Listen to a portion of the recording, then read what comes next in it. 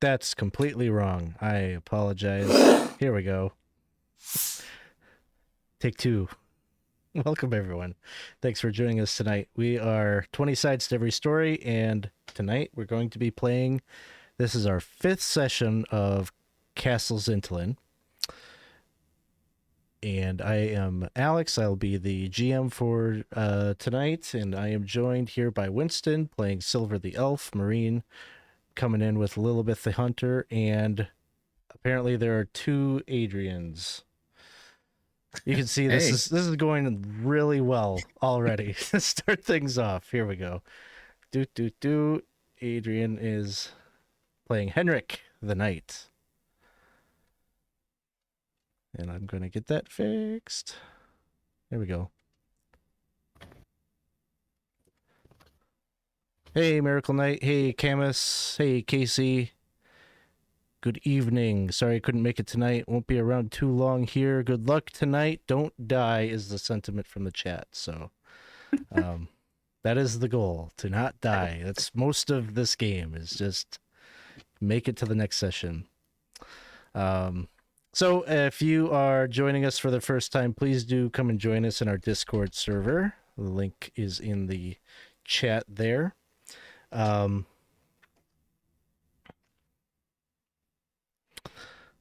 Oh, and right away we have a DM reroll that has been bought by the chat. So thank you, guys.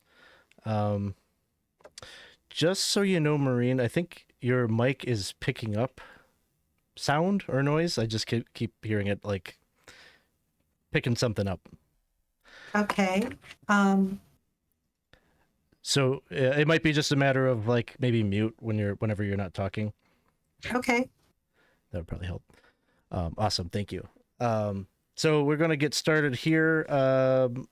This is an open game that we've been running using Old School Essentials. It's sort of an extension of the Dolmenwood campaign that we've been running on the channel. So I think I've got one more that we're going to do in July. So if you're looking for a game, you can jump into that Discord link that I posted and check out our LFG channel. I usually post the sign-ups to join the game usually about a week after we play, like our session tonight, sometime this week. I'll post a sign up and you can come in and play a game with us if you would like, or that sounds like fun. Tonight we've got a smaller crew than we normally do, but they're going to be picking up some hirelings and things like that and try to stick to that goal of not dying. So just a little recap of what's been happening in the campaign most recently. Basically, the original Dolmenwood group came up to kind of the northern side of the woods, northern side of Lake Longmere, and they've been staying at Fort Vulgar and making excursions into Castle Xyntillan, which is the ancestral home of the Cold Prince. And they've learned a little bit of lore, I think, about the history of that place.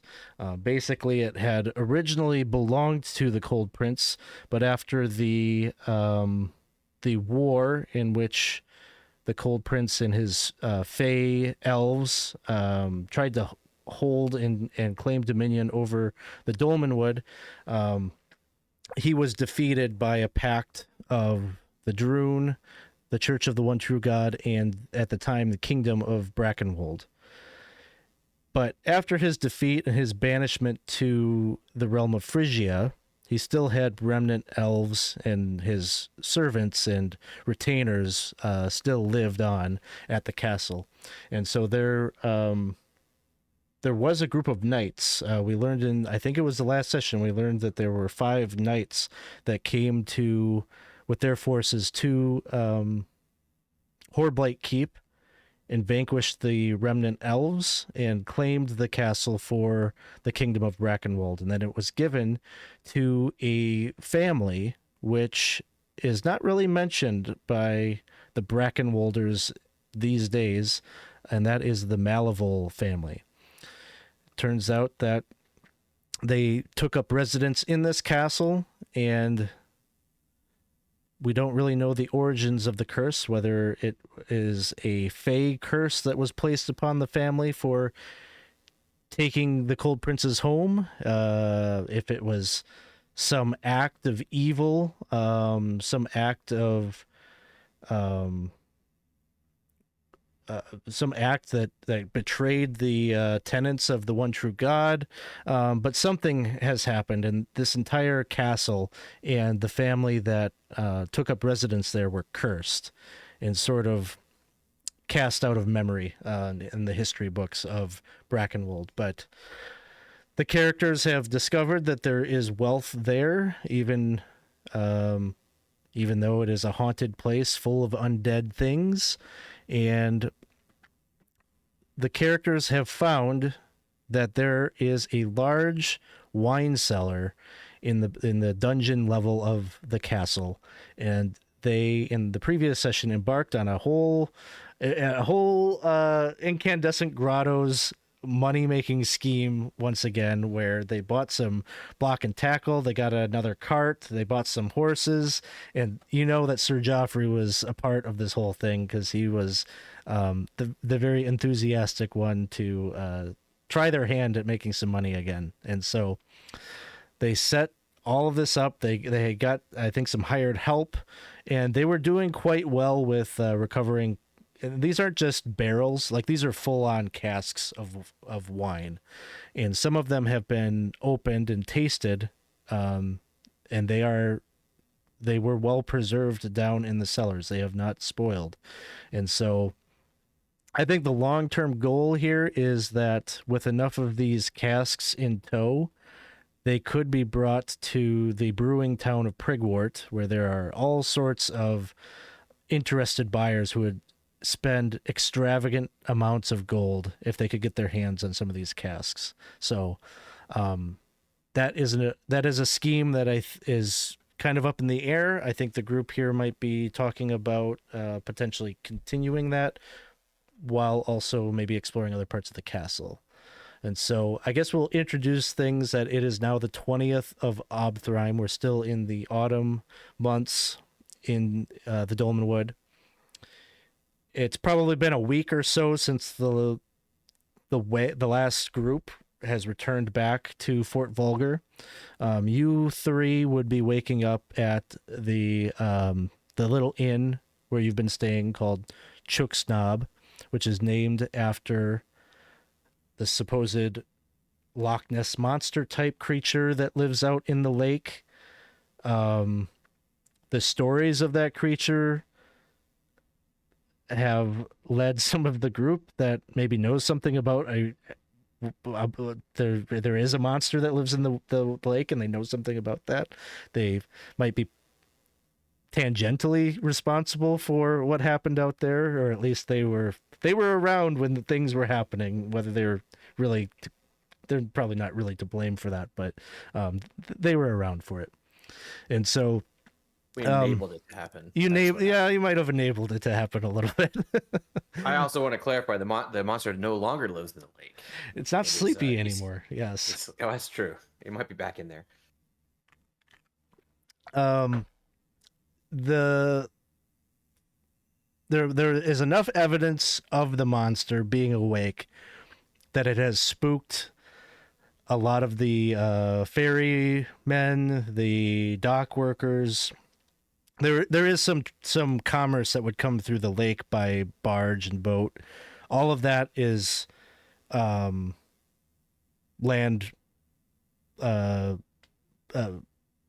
Nobody is going out on the lake any longer because of fears of running into Big Chook. So anytime you've been back in town, there's quite a large number of idle dock workers that are sitting and drinking in this establishment. Many of them complaining that the local knights aren't really doing anything, that they're not getting a compensation for the days that they're not able to work, et cetera, et cetera. And so I guess I'll kind of turn it over to you all to kind of talk just about what you want to do. I know we've had some discussion in our Discord chat that perhaps you are down with hiring some of these dock workers to help with the recovery of the kegs and things like that. Yeah, so I guess we're at the inn at this point, right? Like that's basically how we're opening up.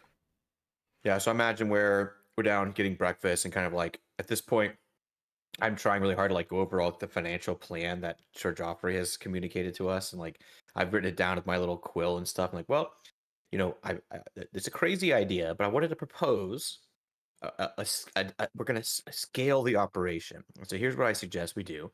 Those dock workers, they're terrified of a hypothetical beast. I look at Lillibeth like lock eyes for a second. It's like some hypothetical creature they're scared of for some reason. So they're out of work, not going out in the water. Why don't we procure them, pay them, and we could use them to do the work for us, and we can go and tackle more adventurous quests that are worth writing about. As much as I love writing about all of the casks that we've retrieved. What do you think about that?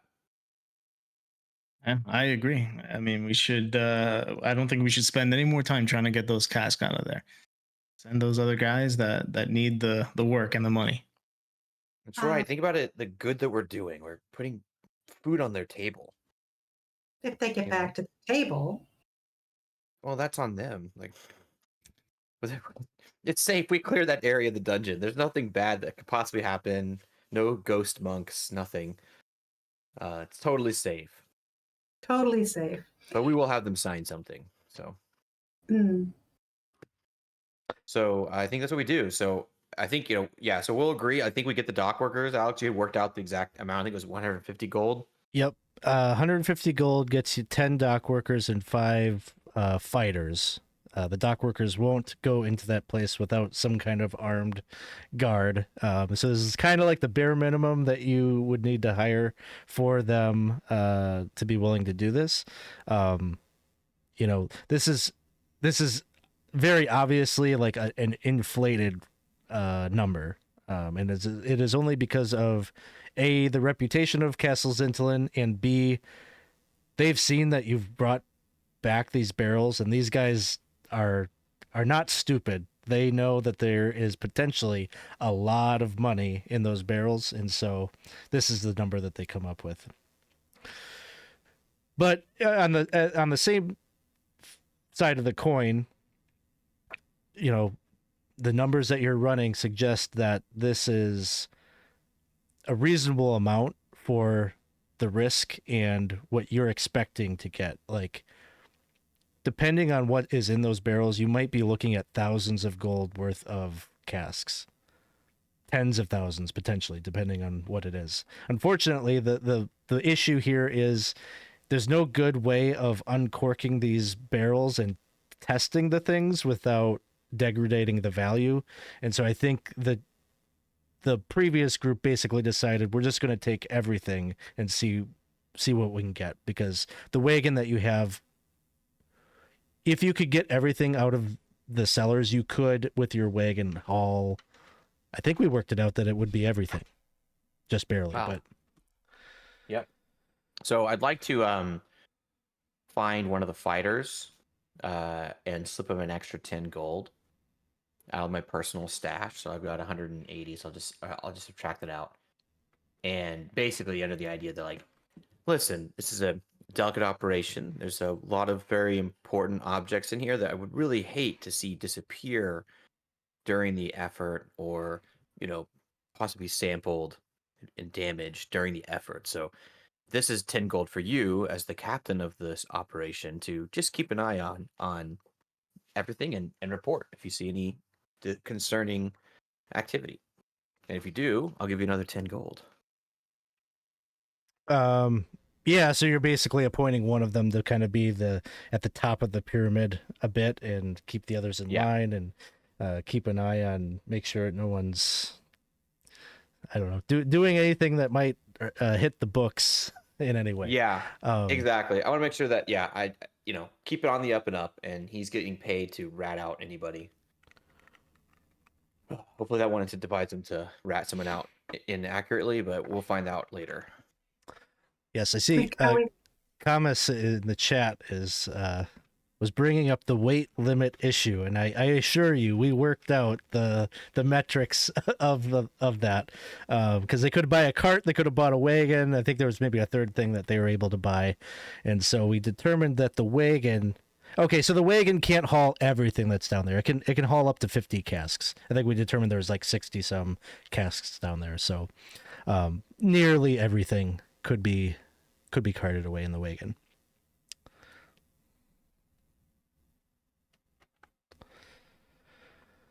And with luck, we could always come back for more. Absolutely. So as you're maybe identifying your fighter type, this big burly, probably was one of the dock workers himself once upon a time. He's got tattoos and everything like that. You would come upon him while he was paying attention to something else that is happening in the tavern. But he would turn his attention to you as you talk business. But you notice that as soon as you're done, you shake on it and everything. Like, he turns his attention to this. There's like this hunchbacked, kind of later 50. You're probably guessing about 50 years of age. But he looks like very tired and worn. He's just got like very sunken eyes, very hairy arms. His eyes are like kind of bulgy. It's kind of got this like strange look to him. Definitely the kind of person that you'd probably try to avoid running into and having a conversation with while you're in the tavern. But he is sitting down at this table. And there's like a group of the dock workers are kind of gathered around listening to him talk. And as you're listening in, he's rambling on and on about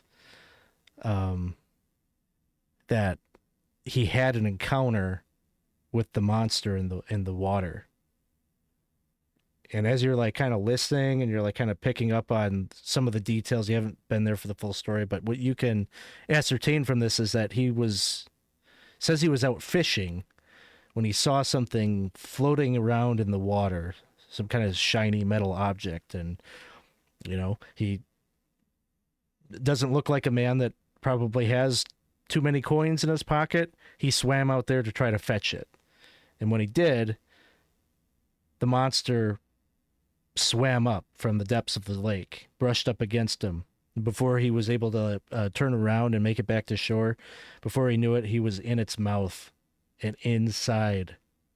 And he's talking like this beast is like bigger than the captain's house. He's talking like this is a humongous creature.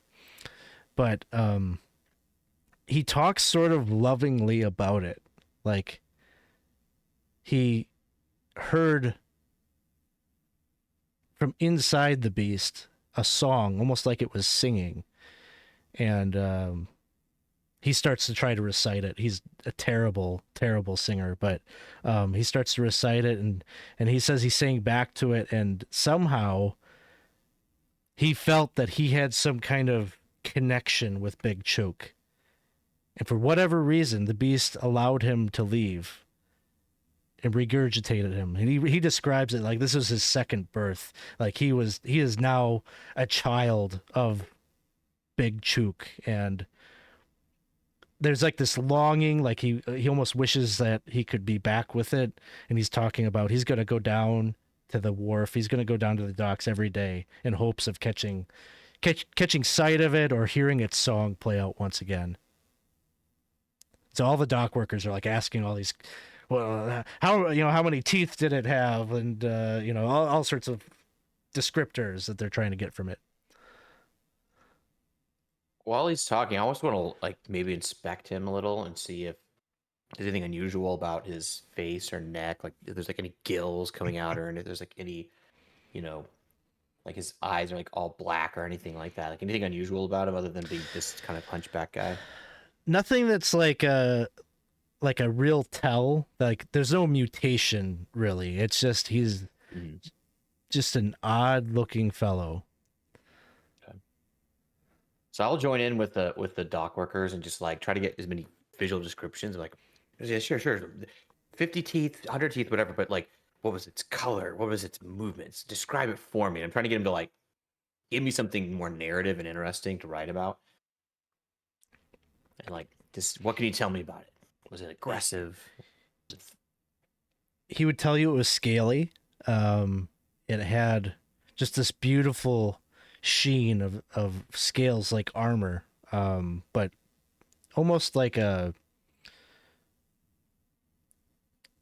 metallic blue hue.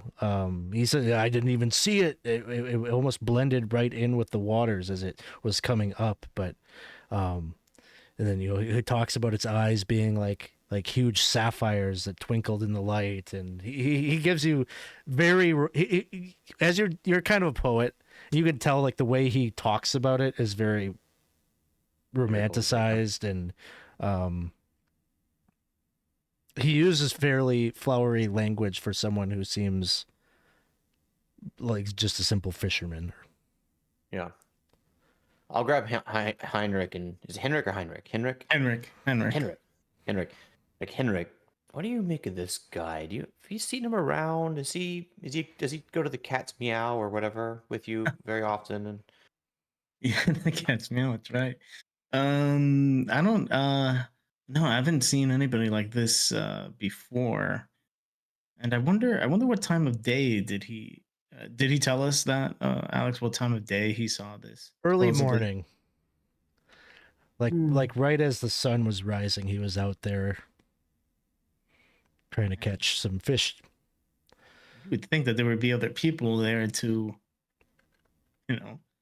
verify what he said is correct. I mean, so you doubt the story? yeah, I do. Lillibeth, what do you think? Think this is a hallucination, or do you think he's really seen the creature? Could be both. It could be both, based on what I'm looking at you carefully, based on what we know potentially. It could be both.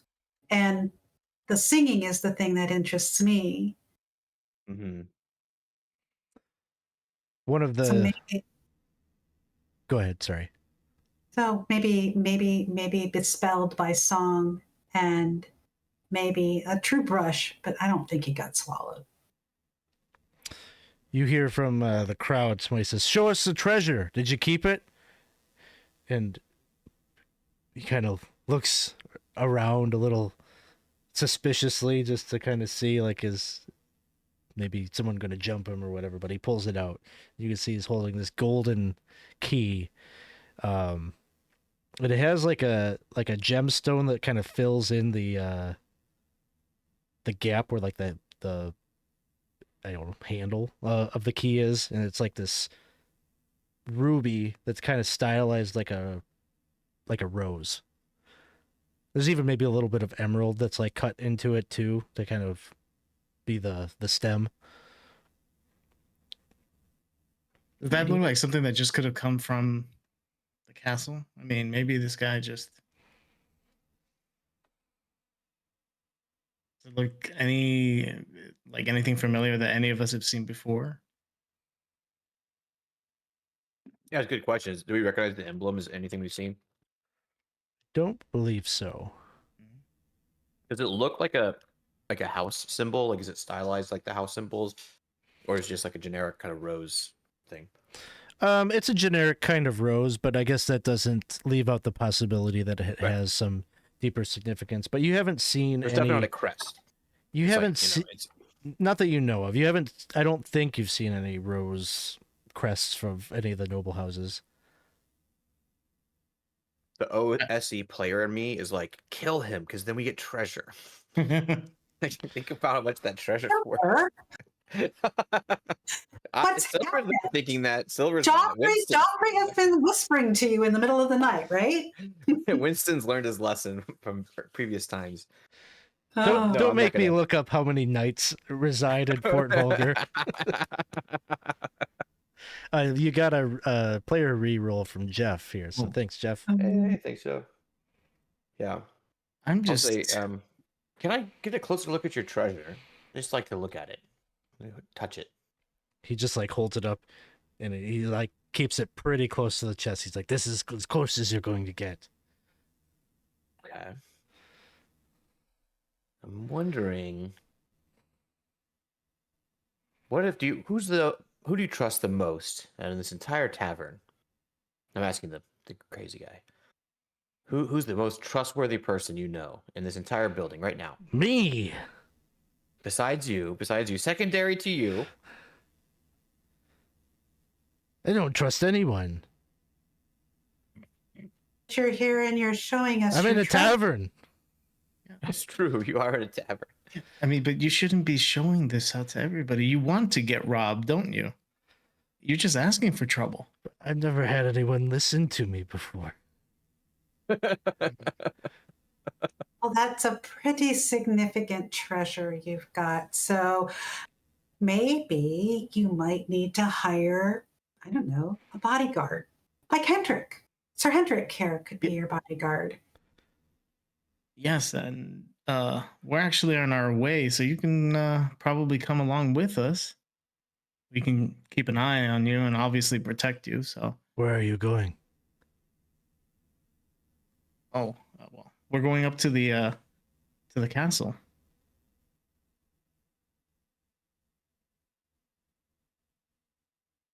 You don't want to be here all alone in the inn with all these people after you've shown this treasure. And who knows what'll happen after we leave? Yeah, you should not have done that. You should Oh. not have done that. Make just roll a d20 and tell me if you roll under your charisma. Oof.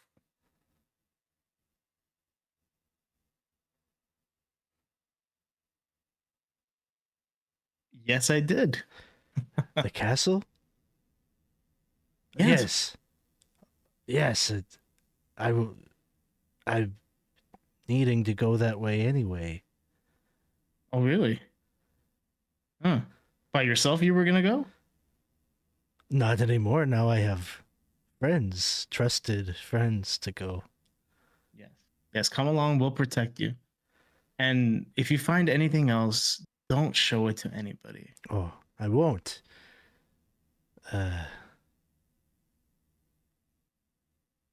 It is good to travel together. She will watch over us from the lake. We should always stay within eyeshot of the lake as we make our way to the castle. I know a way. Okay.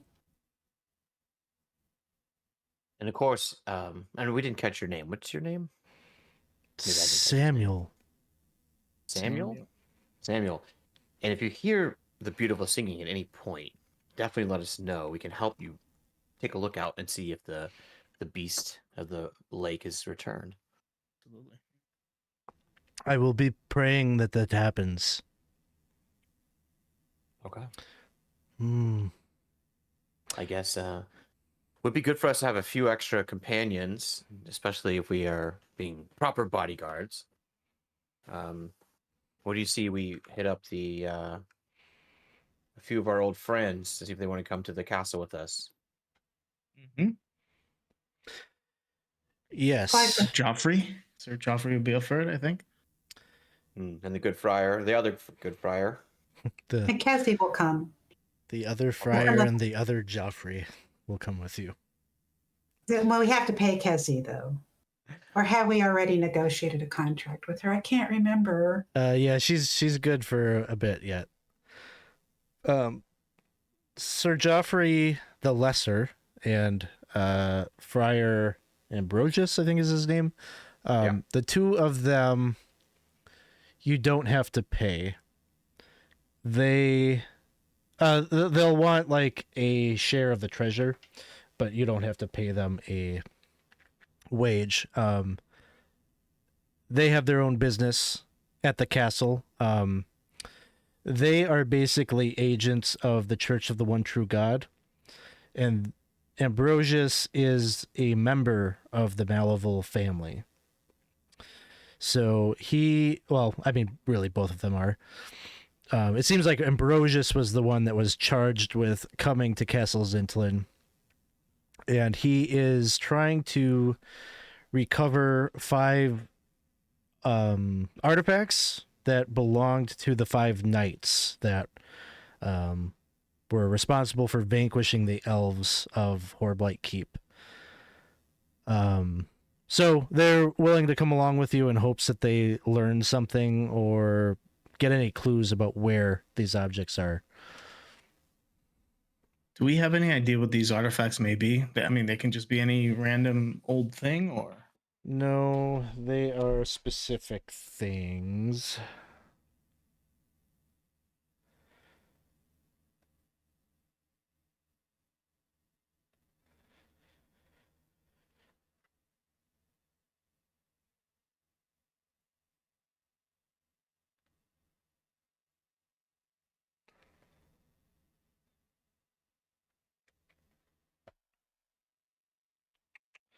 But I don't remember what they are. One of the things is a grail that they were looking for. But this book is not organized in a super great way for me to reference that off the top of my head. So tell it's everybody else? I'm probably sure. it's probably honestly it's probably not going to matter for the course of our play. So That sounds like a challenge. Hmm. We're gonna go straight in, just hunt everything. yes, if you can get to where they are, that would be very, very impressive. We can't even get out of the tavern, and so I think At this point. sure. So then you'll come along with us, Friar Ambrosius and Sir Joffrey the Lesser, and Kezi, of course. So I think we have a partner with us, Samuel. He's very important. Definitely don't want anything bad to happen to him, but he's going to be with us for just a bit until some of the attention has faded off of his story. Try out the key. And it's easy. And yes, he has a treasure that we like to not talk too much about because I think he might get murdered in an alleyway if we talk about it very much. Oh, But that's it. So I think we head out. yes. Do we need to gear Yes, up at Samuel. all? What is this way, Samuel, that you say you have of getting to the castle? Oh, we just need to follow the shoreline.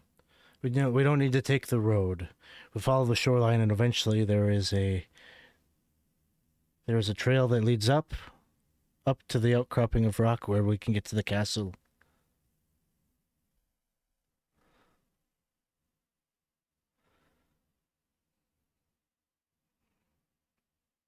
It'll keep us within Chook's blessing and her protective gaze. Protective gaze. Yes. Very well. Okay. Samuel, do you know how to use one of these? I'm going to pull out a hand axe. Yes. Yes. Well, Yes. just asking questions. That's all. Put it back in my pack. Yeah, It's okay. Good He idea, pulls good out idea. knives. He's got daggers. He's like, I've got these. Oh. Those Good are to know. nice. If you see anything dangerous that doesn't look like one of us, you should stab it Yes. immediately. Sounds good. So you're all heading out to Castle Xyntillan. Basically one overnight, and then in the morning you can head up to the castle.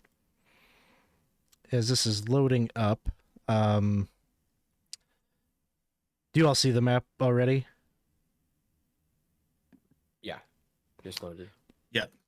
So I'm just going to move the token around just to point things out to you. So right here at the southern entrance, this is where the group previously had parked the wagon, basically up here.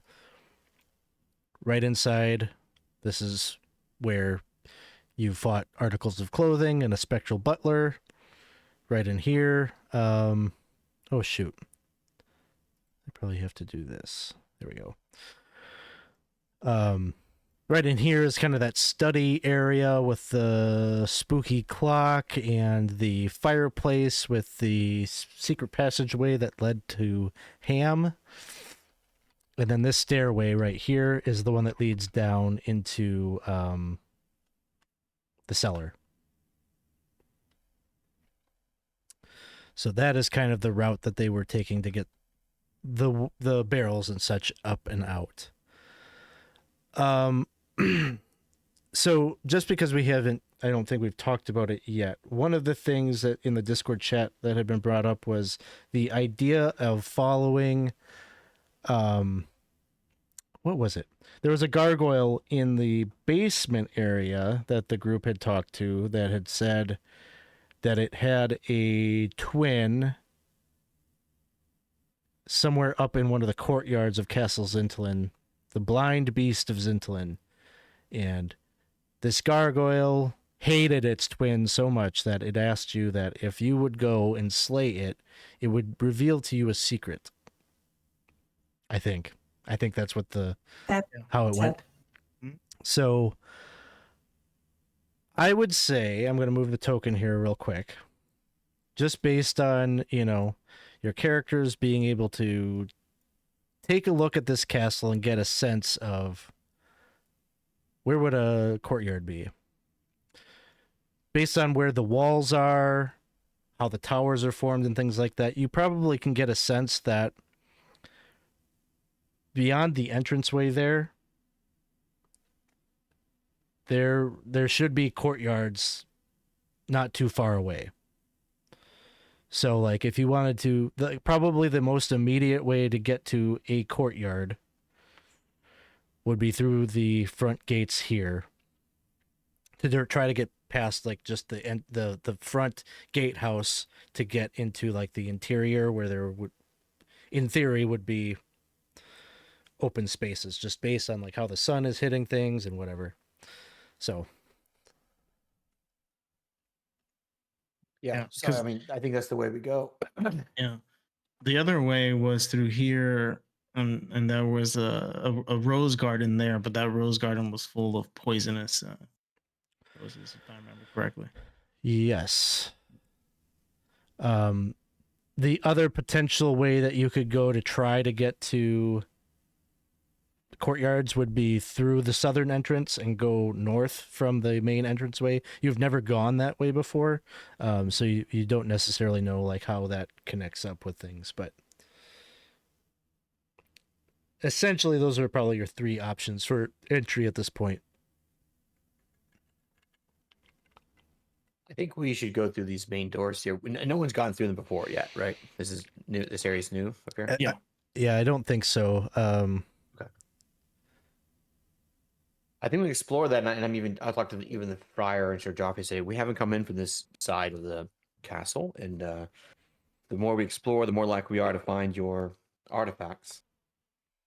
And we're looking to help a friend out, or at least uncover a bit of a mystery that is interesting to us. So I think we go that route. Any objections? Lillibeth, Henrick? No. Well, I do better outside, but I can still shoot from back here. Courtyards are kind of like sort of being outside Sort of. inside. So yeah, I think we'll approach cautiously. Alex, what is this stuff? Like these doors? Are they like towers? So those are basically like little guard huts. They'd be the kind of thing where, back in the day when wagons or whatever were coming up through here, that's where, like, the guards would be stationed that would come out and actually, like, inspect the cart or give directions, or, the little guy at the toll booth, basically, that comes out and says, "Hey, how you doing?" Be your first greeter. And Tux had a question. Is it just the three of them? No, they have three others with them. So they have Kezi, who is a level 2 hunter. They have Sir Joffrey the Lesser, not to be confused with our Sir Joffrey, the player character. He is a level 3 knight. And they also have Friar Ambrosius, who is a level 3 friar. And Samuel. And they have Samuel, who do I Might be a reveal that? knife-toting madman. I believe he's a level 4 thief. I could be mistaken. Rolled some tough NPCs, man. Yeah. Well, the only one I rolled was Joffrey. The others are in the book. Or in the book, yeah. Okay. Yes, he's a level 4 thief. Let's approach the doors. So, you make your way. Your crew gets settled on the southern end of the castle. You all head over this way. And somebody roll me a d6 quick. Okay. 4. Okay. So you pass by these two brightly painted wooden shacks that are paint is peeling off them. They're basically sagging. The wood completely rotten. They're just kind of falling apart. But you walk past them, and you get up to the front doors of the castle. Tell me about your marching order. So I think like Sir Joffrey the Lesser would probably take point at the front. Cassie and Lillibeth will hang back. Briar will be behind me, and then I will be behind Henrick unless he objects.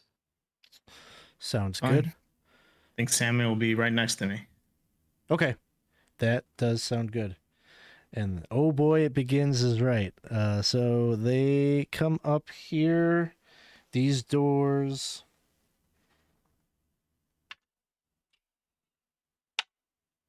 are open.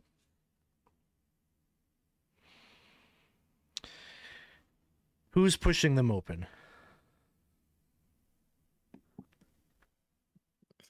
Sir Joffrey the Lesser. So Yeah. Joffrey the Lesser opens the doors. They creak open. Give you sight inside.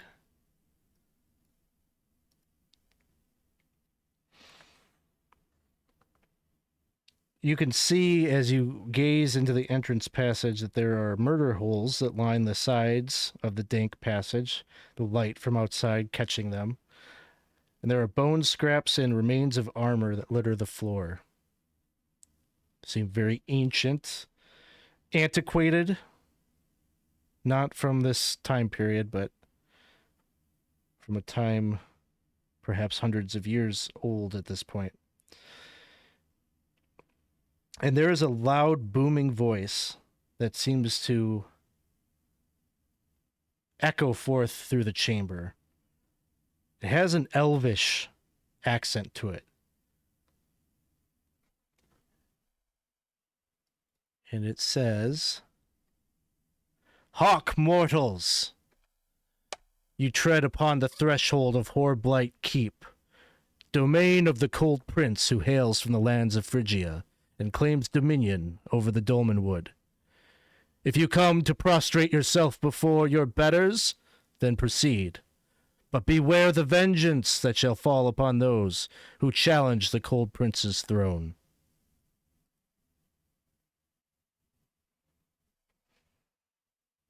Well, that's a bit ominous. I'm going to pick up a rock and throw it into the hallway. It sails through the air, hits upon the doors on the opposite side.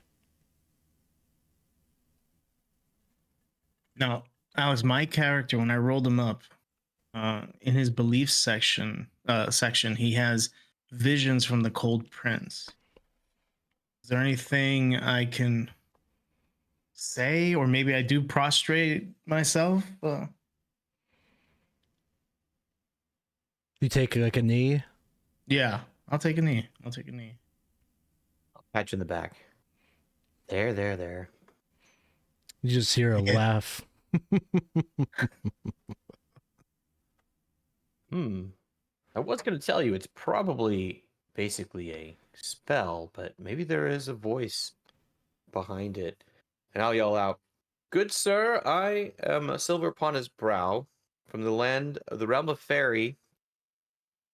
How are you doing this afternoon or this morning?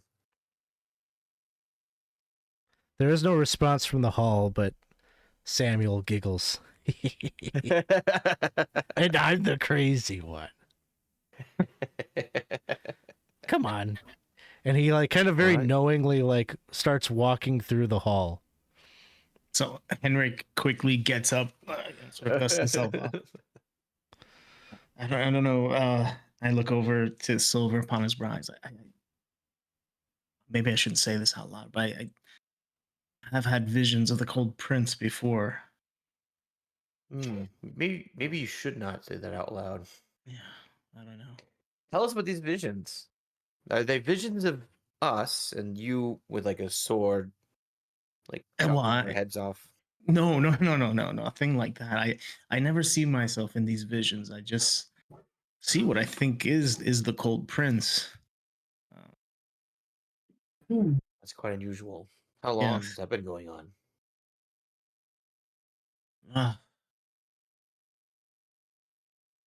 For many years. I think ever since I was a child. Alarming. You know, but this is the first time that I've heard anybody mention the Cold Prince out here like this. Hmm. You know, maybe I shouldn't be here. Maybe I'm endangering all of you.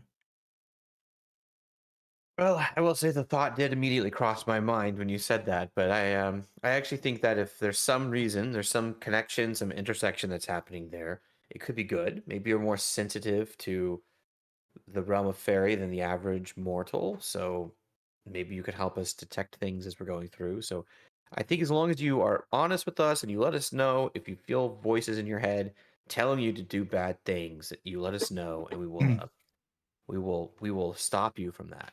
Yes. No, I can never Also, you get hurt. to stand in the front now. I'll be next to Sir Joffrey. There you go. But watch my back. Of Samuel. course. I'm afraid that he's the type to stab somebody in the back.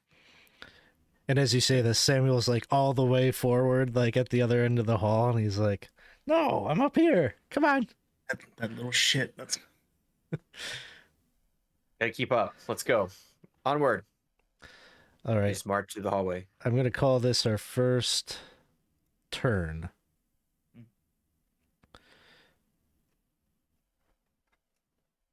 And you all move forward down the hall, and you're going to see Samuel open these doors up.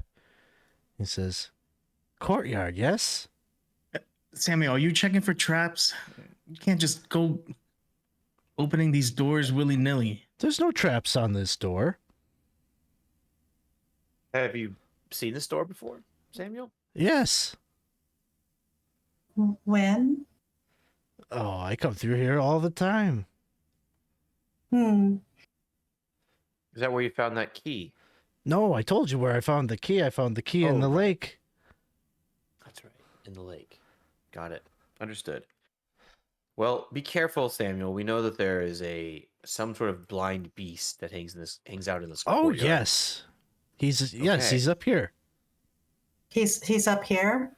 You see Samuel walk into the courtyard, and he points up. I'm gonna stand there for a solid 10 seconds watching him point, just to make sure he's not like swooped up immediately. He isn't. There's sunlight that hits down into this green area. You can see like a little pool, a fountain. To the south, a pair of metal doors they kind of look like they look like the kind of doors that allow like wagons and livestock and things like that to pass through. They're metal, completely rusted. You would probably suspect that you would have some trouble trying to open those. This part of the castle right here is one of the central towers, and you can see it like rises up. I don't know, at least 50 plus feet overhead. It's got kind of a conical roof, It's one of the more prominent towers that you can see from the outside, and it's ringed with these gargoyle, or I shouldn't say the word gargoyle necessarily, but they're like statues, different types of statues. One of them is. Let me pull this up. One of them, I think Silver will just say that you can definitely identify that one depicts the Cold Prince, who's holding a heavy orb in his hand. I tap Henrick on the back and I point. Now, for my own edification as Winston, does the Cold Prince have like really teased out crazy hair and like tight fitting pants? No, that's he actually a holding his different orb? character. But he has sort of like, he does have sort of a wild mane of hair, but it's just like kind of like stuck up straight, like frozen in place. You know, like his whole hairstyle just looks like a dozen hair, or dozens upon dozens of icicles that are just, you know, pointing up. But maybe a very like Cloud Strife kind of hairstyle. Yeah, yeah. But he's got like these very sharp features, like almost like kind of troll looking. Like he's not a handsome elf by any means. But Interesting. commands fear. And this is up on a pillar that's like 20 feet up.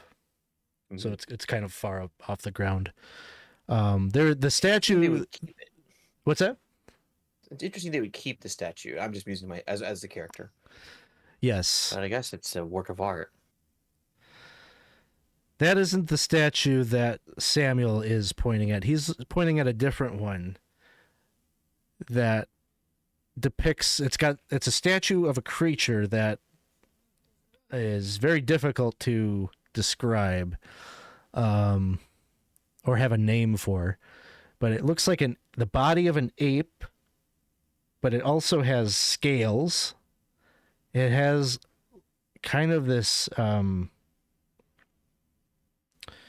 this very elongated tail that kind of droops down and clings to the pillar below its feet.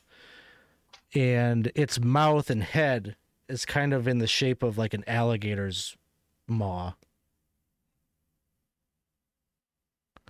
Wings. Yeah, let's throw some. Yeah, it's got wings. What else? Plumed fin on the top of its head. It's a complete. It has a red circle in the center of its chest. It's glowing. Heck. No, yeah, that's okay. So Samuel's pointing at that and saying, Samuel, is that the creature? The blind beast? Yes. Should I introduce you? Lillibeth, what do you think? How much worse could it possibly get? At least we have an introduction from someone who seems to know him. Thing. You seem very confident. Why don't you negotiate this? And I just kind of push Lillibeth towards Samuel. Okay. So you know Mr. Beast?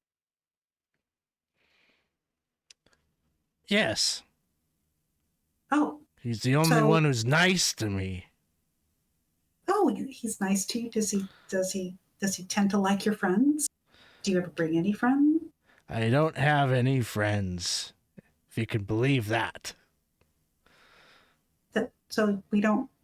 I guess we don't know you well enough. I could see where we might not be friends at this particular point, but at least we're nice and kind to you, and we have come with you. Would you introduce us to Mr. Beast?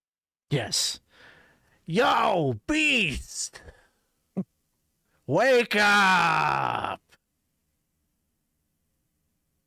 These adventuring types wish to talk with you. Don't worry, I don't see any of the others around. I think it's safe. The others? Oh, yeah, the guys I work for. Oh, who do you work for? The Malevals. You know... Oh, you work for them. Uh-huh. I live here. You've lived here for quite a while then, I take it. Yes. Aren't the Malivos all dead? Most of them are dead. A couple of them are still alive. Honestly, the dead ones tend to be nicer. The living are very cruel. They call me horrible names. They point out my hunchback and my bulbous eyes, but now that I've got this key, maybe I'll get some respect around here. And we're not to show that to people, though. They might kill you and take it. But how do I get respect? I want respect. You just let its confidence ooze into you. You know you have it. It's your trump card. You can pull it out if you want, but you don't have to. That's how you get respect. He shows it to the beast. Look what this shiny thing I found in the lake. And almost immediately the beast is like, comes. Oh no! go ahead. I was gonna say, as soon as he puts his hand on it, I try and bring it back down. Okay, yeah, you slap his hand away or whatever, but immediately, like, the beast from its pedestal seems to wake up, and it drops down, like, 2 tons of stone just drop. There's a huge thud, like, you can feel it. And even though it's made of stone, like, it appears stone-like, there's, like, kind of detritus that's, like, falling and crumbling off of its body as it's moving. It kind of crooks its neck over to you, and it says, "You're treating Samuel well? Be good to him. He's like my favorite coworker." I think you're looking for a brother? Brother. Like a brother? Yes. Well, no, my brother, it's a bad relationship, I think. Have you met my brother? I'm like, it's just so blunt. I mean, there's like no chance. Like my character breaks. It's like, well, I mean, I've. How could we know? We don't even know your name. What's your name, good sir? And by the way, this is Samuel, as you know. We're his bodyguards. We saved him from a mob that was going to steal his treasure. Is that true? All right. Oh, with we only suggested that we should save him from the possible mob that was thinking potentially about stealing his treasure. Well, you can just call me the Blind Beast, or I don't really have a proper name. BB? But I know a lot of things. And I might share some of them with you, if you will help me regain my sight. I wasn't always blind. What made you blind? These Malivols, the tricksters, the pranksters, they stole my eyes. They've been taken from me. If you can find and return them, I might be able to answer questions that you have. Questions about this place, questions about the Dolmen Wood. The Cold Prince? If you bring my eyes back to me, I will allow you 3 questions, and I will answer them truthfully, and then our business would be concluded. Well, And you let's need do it. that- Oh, That's go ahead, what- Lillibeth. I just want to be clear that our business is truly finished at that point, and you won't decide at that particular moment to do something like he does, because that's happened before. No. I would never do such a thing. My brother might. He's a bit of a jerk. He's been trying to have me killed for years. Why don't you like each other? What's the issue there? I think he wants to take my place up on the pedestal. You get a lot more sunlight up here. He can't just join you? No, I mean, there's just not enough room. Oh, okay. Well, what do your eyes look like?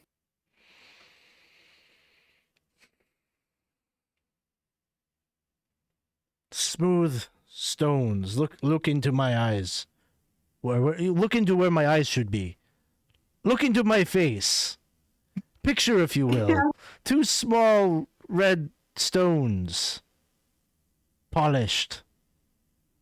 It's kind of a marbling. Any pupils? I mean, or is it just they're red marble? Red marble stones, yes. Okay. And have they been just like ripped out of your face and thrown somewhere and we have to search the entire castle? No, I think you'll find them in the West Wing, the residence there.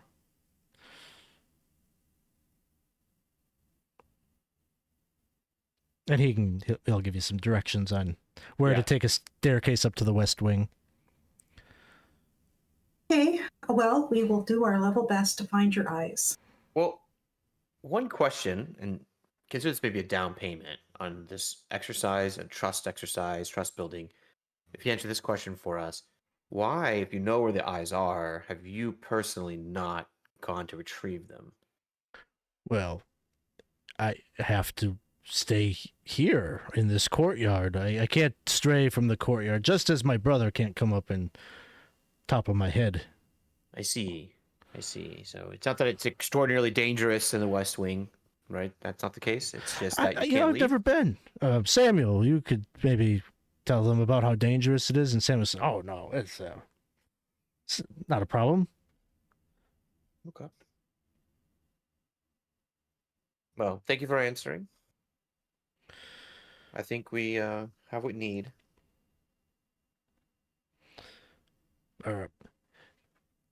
He turns around. You see the beast is like moving, kind of holding his hands out until he finally gets to the pillar. He's like, "Is this the right one?" It Yes. looks- Okay. And he starts climbing very slowly, very carefully, and gets all the way up. I guess he hasn't adjusted yet. But... oh, So many years. let's go a little bit. Let's go towards that staircase, and Yeah. I'm gonna try to like usher us out of earshot, maybe. Okay. Once we get to that point, I'm gonna grab Samuel and just be like, Samuel, you live here. You knew the beast. You liked the beast. Have you ever met the beast's brother?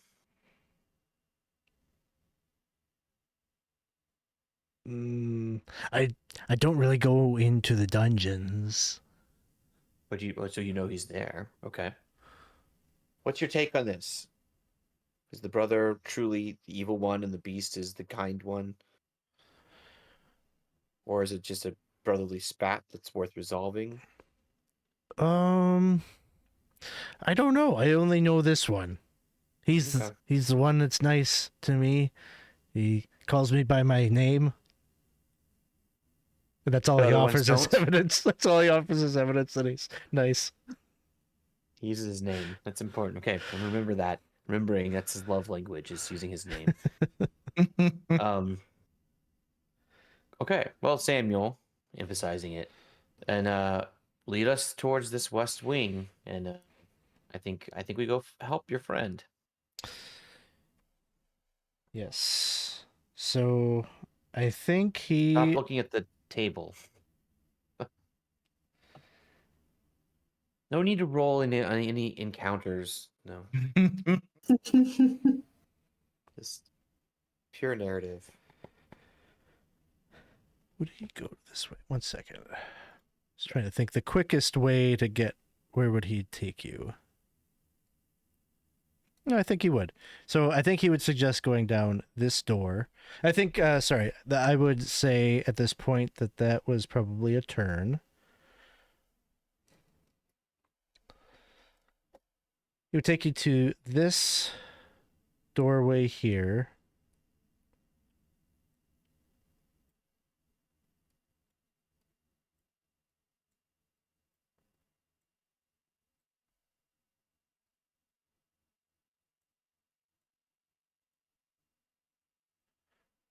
which would take you into the chapel. You probably notice that like you'd see the chapel as you're heading down this hallway. It's the one we've been to, right? With the Yeah. Have we Yeah, gotten? just- This is where the monks. Yeah, that they were chanting, and then we found the spot to hide or to get out of there without them. Yeah, I think the hide spot was like over here. Wait, Yeah, that's where the right? casks are. Or no, there was a hide spot here. Behind it, right. Oh, and then here, this is how we went down. Mhm. Yeah. And I we don't think did. we've been on this side yet, have we? I No. think we just saw it. We haven't actually gone over. Okay. Yeah, you were in the chapel. Yeah, I don't think you were here long. No, sorry. I'm sorry. I got this wrong. This is the mess hall. Got it. The chapel is a little bit to the east. Yeah. So, Yeah, we definitely were here. We're definitely in the chapel. I don't think we went to all on this side. No, we haven't. Okay. so one thing we need to talk about is lighting. Oh yeah. I'm like tempted to give it. I'm gonna give it to the friar and say to the friar, I have a lantern. It's getting pretty dark in here, so I'm gonna hand this to you. Let you hold it. Sounds good. So he will be holding it. I'll have you just track, how many turns or whatever. And so mark one turn off, and I should describe Got it. this right here. So basically you get 10, 20, 30, 40, 50 feet down the hallway, and you see to your right, as you're making your way down, that there's a little nook there with a statue of what would appear to be a zombie. It's a statue of a zombie, but it is on a rectangular platform that is, we'll say, like 6 feet off the ground.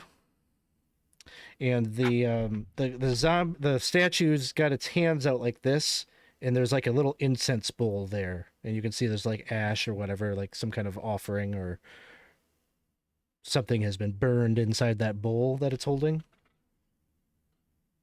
This may be one of the strangest things I've encountered in the mortal world. Is there any reverence for the undead in your religion? I'm just like pointing to I guess I'm talking to the friar, really, right? This is a zombie?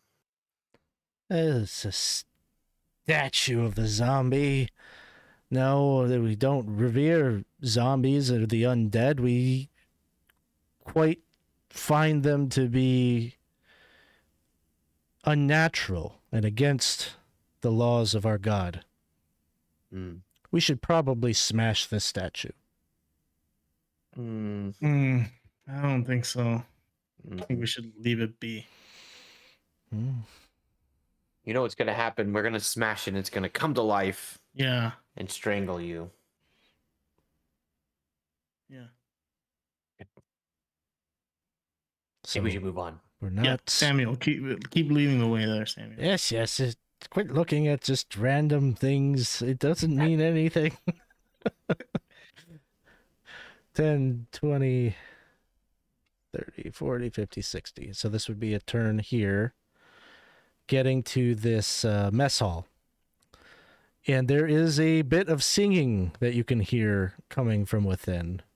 Old bar songs sang in unison.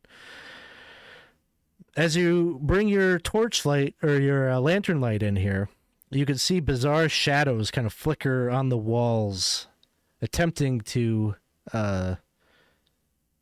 resist almost the light from the lantern, and they're shadows that seem to depict, drinking men with their tankards out, clinking and singing and whatnot. There are long benches and rough goat-legged tables that clutter the space. And as you come in with the lantern light, it seems like long dead bones on the floor all reassemble themselves into 24 distinct figures that take up seats along the tables and start giving outrageous toasts, and they start singing and talking and laughing,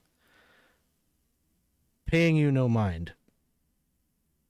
They seem happy. Like, oh, thank God it's only skeletons.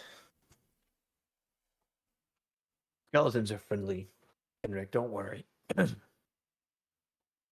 Actually, we have fought a couple skeletons. I haven't. My character hasn't, but we did fight some skeletons. But they were being abused by a necromancer. You see the friar reaching for his holy symbol. No. Put that away. That away. We just 10 minutes ago had a conversation about how I feel about the undead. Okay. He didn't let me smash the statue, and now you're saying I shouldn't turn all of these skeletons. Well, you might rage them, you know. You might turn some of them, but what if one or two of them don't get turned? I am a cleric of the 3rd level, I'll have you know, and I forgot how it works in OSC. he'll protest, but he'll put it away. So I'll just be Samuel. Have you met these skeletons before? Are they dangerous? Should we turn them? Not dangerous. Okay. Then I think we carry on. If it gets dangerous, Friar, that's your first thing to do is turn them.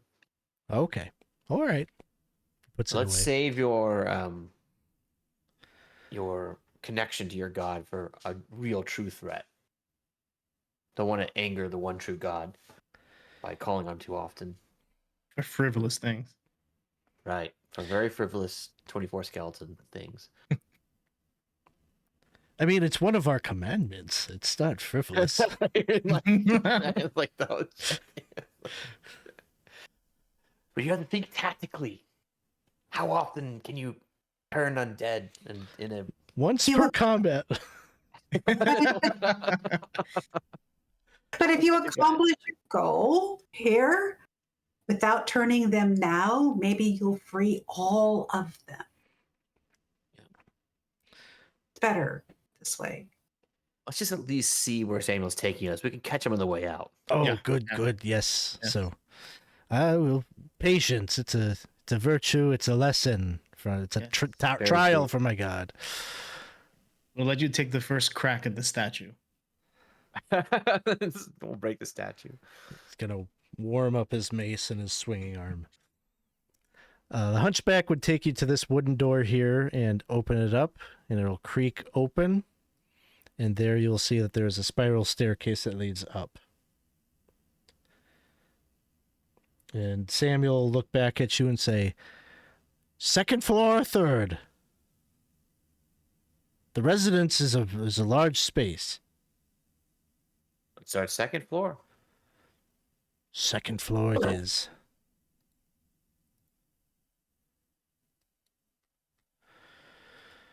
Okay.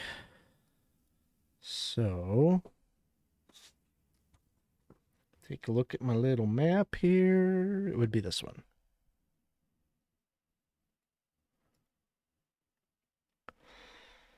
And then there's a door at the top of the landing, which he will open. And it opens up into what appears to be a library. C4. Well, I don't know about you, but if I had obtained the eyeballs of a gargoyle and they were marbled and red and shiny, I would absolutely have them on display at one of my bookshelves in my library. So I think we start there. So it is a pretty comfortable looking space. This is the type of library. It's like a two level kind of thing with like there's little like metal spiral staircases that lead up to the second landing where there's more books and shelves that are accessible.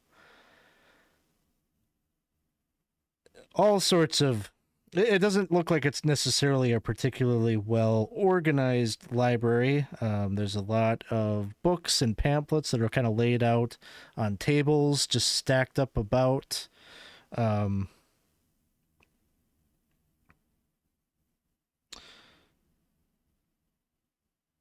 You could spend probably quite a bit of time here looking through the books and tomes and things like that. But one thing that does stand out to you is you can see up on the second floor or the second tier of the library that there is a statue that has an uncanny resemblance to a Grim Reaper. And it seems to be holding out an open book.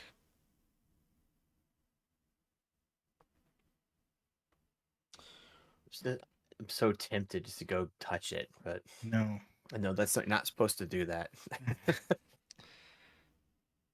How did We he should have become the. so wise?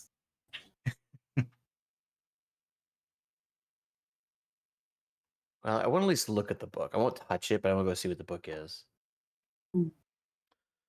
I'll follow. That's how I lost my hair and got this mask. But sure, let's go ahead. So you go up there. So who's up there? It's Henrick and Silver. Yeah. So two of you go up there, you look at the book, and it appears to be just rows upon rows of names. And Silver, you see, it almost like leaps off the page. Silver upon his brow is written there. Henrick, are you looking at the pages? I'm like right next to him, and I'm looking around to see if anything is, gonna sneak up on us. So I don't think I'd see the book. Okay. So you don't see the book. Silver, you see plainly like your name is there on the page.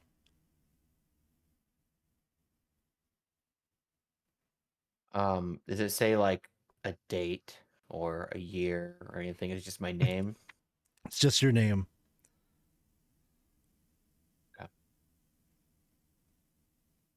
And at that point, I'd be like, well, is there anything interesting in that book? Yeah, Henrik, your name is in it. My name is in it. Yeah, absolutely. Come look at it. Okay. Where? Show me. Point. I just like right there, just pointing very generically. And Henrik, you see your name is in the book. Like almost like opens up, like it wasn't there a second ago, but Silver points at it, and then like the text like reassembles itself, and your name gets written in the book. Oh no! Oh, so I see like the letters moving and stuff. Okay, at that point, I'd be like, it would make me take a step back, and there's some sort of magic going on in here. So now he's like looking around for something. And he's looking down at Samuel to see what Samuel's up to. Samuel's just smiling and like looking up. But that's probably not what you're concerned about at the moment, because as you turn around, you look like where the metal ladder or the metal staircases that led up here. There are two shadowy apparitions with scythes and skeletal faces under cowled hoods. They're floating there. And they're both like pointing at both of you. Quick, everyone read the book. More experience. I'll be like, all right, Henrik, what do we do? Oh, yeah. All right, just I'm gonna pull out my sword. Yeah. Offhand. All right, let's roll initiative. All right, I will roll as the caller since I'm the one that caused this problem.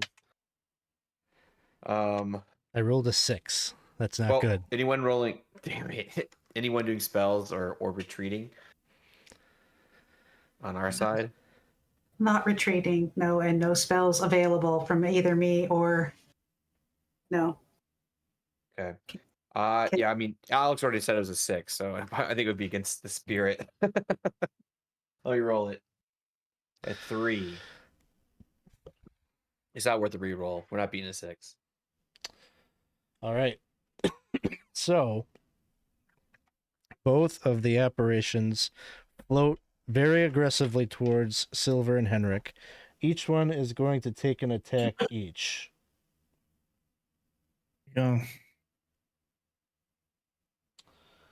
Each D4. That's right. That is a +3. Okay. So this one, first one's on Silver. 16 to hit. Yes. Hits. Okay.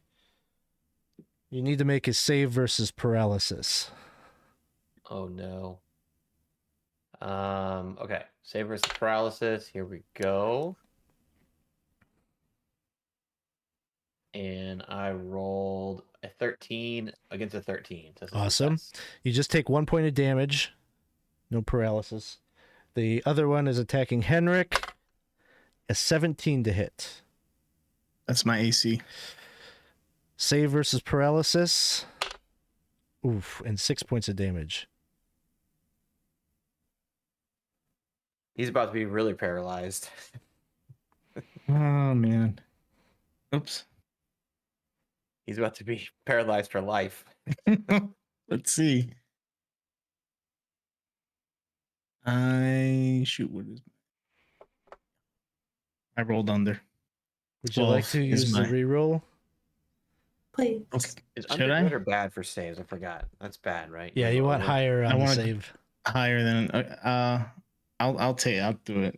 Well, Nope. pause one just for some tactical here. You have 5 Yeah. hit points, right? 4. You have 4 hit points. So you got hit for 6. So, I mean, you could do the roll for the paralysis, but you're about to do a roll for death. So you might want to save the reroll. That's true. Yeah, that's true. Okay. Yeah. My gentle advice is a player who has made many death saving throws in this campaign. That's true. So I suppose we should do that roll. So make a save versus death.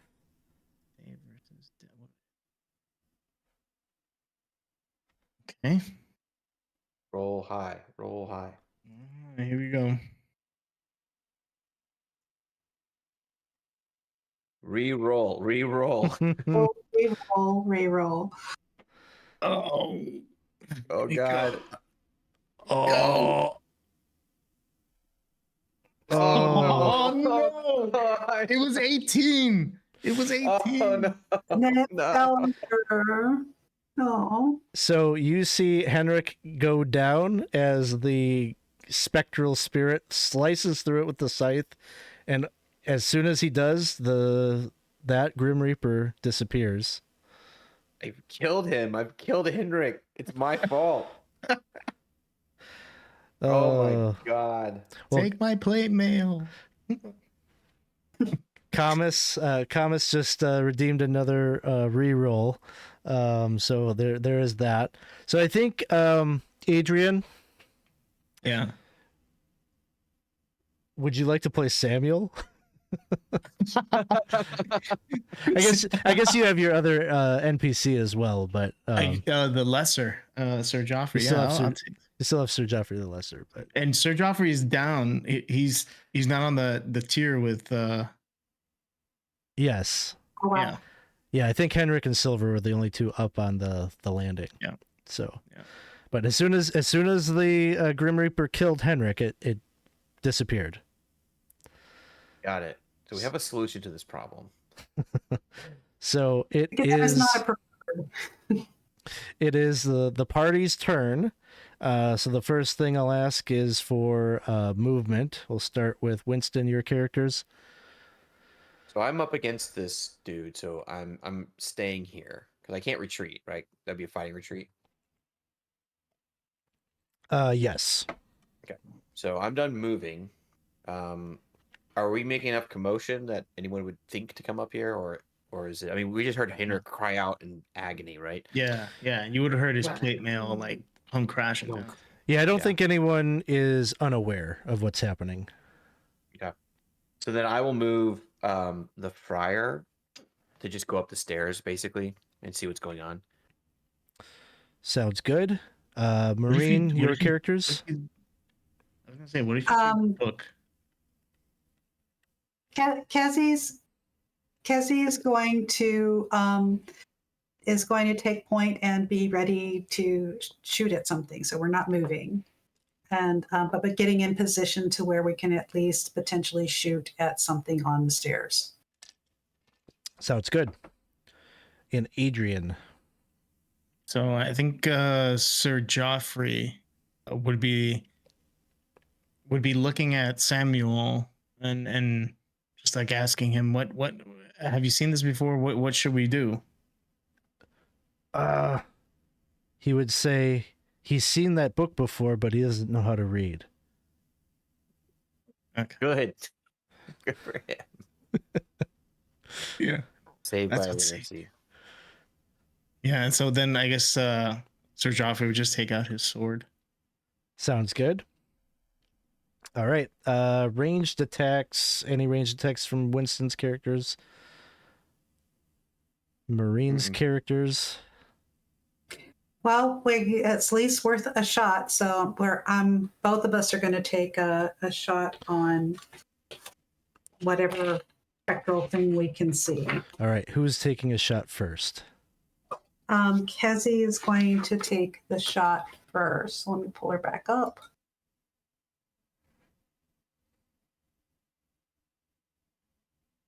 Come on. And why is this not? There we go.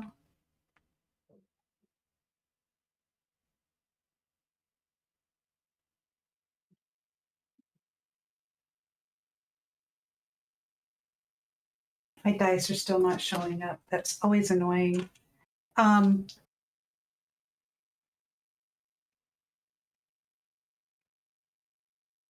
12. A 12 will miss. Okay, and then go ahead.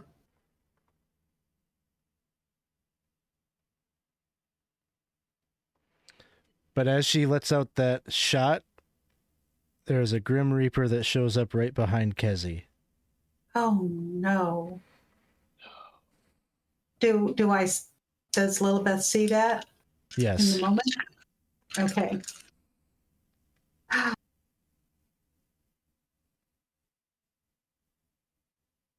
I have silver-tipped arrows. I don't know that will do anything in this case. So I am going to not shoot at anybody or anything at this moment, and at least get ready to sort of like help Kezzy fight off whatever this thing is, if I can. All right. And Adrian, your characters. Any ranged? So yeah, so no ranged. All right. Winston, your character's melee. All right, I'll climb on the specter next to me. That's going to be a womp. It's an 11. An 11. I'm sorry, it's a 13. A 13 misses. Oh, I've been 11 damage. Wow. Unless you want one because it's against undead. Unless you want to re-roll the attack and keep the, Did we have a reroll? We used it, didn't we? You got another one from Camus. Mhm. Camus. Okay, what do y'all think? Can we re-roll the attack? Well, it's a It missed. 13. Missed a 13. Yeah, 13 missed. Yeah. Go ahead. I'm doing it. Let's go. Yeah. I think if I don't hit them. Oh, perfect. Oh. Thank you, D&D. I mean OSC. It really likes having a lot of damage, but Yep. I missed. All right. So I'm just like, oh, I'm panicking, just swinging the sword around. It just like glides very gracefully right out of the way. Moreen's characters, no melee. Adrian, any melee for your characters? Yeah, I guess I'm in that area where Kezzy is. So I can take a swing with the sword. Yes. Nice. 6 damage. All right. 6 points of damage to that Reaper. And this was who? The one that was right next to Kezi. So this is Sir Joffrey. Sir Joffrey Yeah. feels that there's a presence right behind him as he took a swing for one of the Grim Reapers. Now there are 3 Grim Reapers. Oh my god. All right, that was 6 damage. All right. Does Samuel do anything?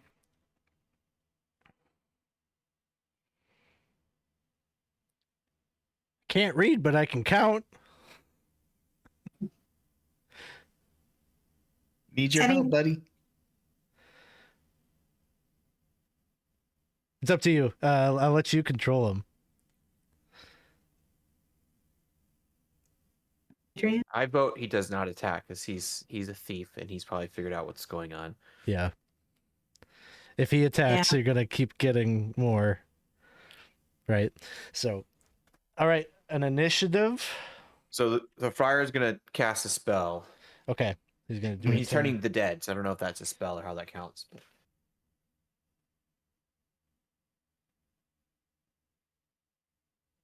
But he's going to do turn the undead, and anyone else doing anything spell wise or No spells here. okay. All right. I'll roll the dice because I'm really good at rolling dice today. Here we go. This is our roll. I rolled a 2. 3.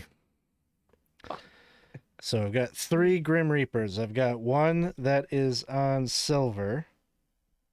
Here we go. There's one that is on Kezi. And there's one that has just appeared behind Sir Joffrey. Okay, so I start with the one on Silver. 13 to hit. Miss. One on Kezi rolls a 14 to hit.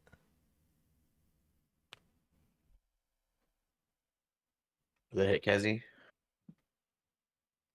Let's look. Yes. Well, what you have her as is 10 AC in the 10 AC. seems low. Let's take a look. For 2, she should be more. Yeah, she should be wearing like something. That would imply she's wearing just clothing. Should at least be 12. Does she have equipment on the sheet? She's not gonna have a Leather. 14. What are we messing around with? She's not wearing like Well- chainmail, you know? She has leather armor, but she should have a +1. Yeah. Yeah, she's got leather armor on, so I think she has 11 AC. Are her Plus her stats? dexterity. Yeah, is her stats in there? Her dexterity is a 9. Oh, Oh, all right. Yeah, she's gonna get hit. Kezi. Sweet Kezi. So she'll take 3 points of damage. It needs to make a save versus paralysis. All right. okay. Here we go. Oh, she did not save against paralysis. All right. Sorry. So she is paralyzed. And then my last guy is attacking Sir Joffrey. And a 20 to hit. Yeah, he's got 17 AC. 2 points of damage and a save versus paralysis. Oh, there's nothing here for paralysis. I don't have the saves on here. He's a fighter type. Yeah, I think he's truly a knight, but we'll just go with the fighter saves. Fighter at level 3 would be a 14. Ooh, So he Oh, saves. nice. All right. The chat is saying they don't have any more points for you, so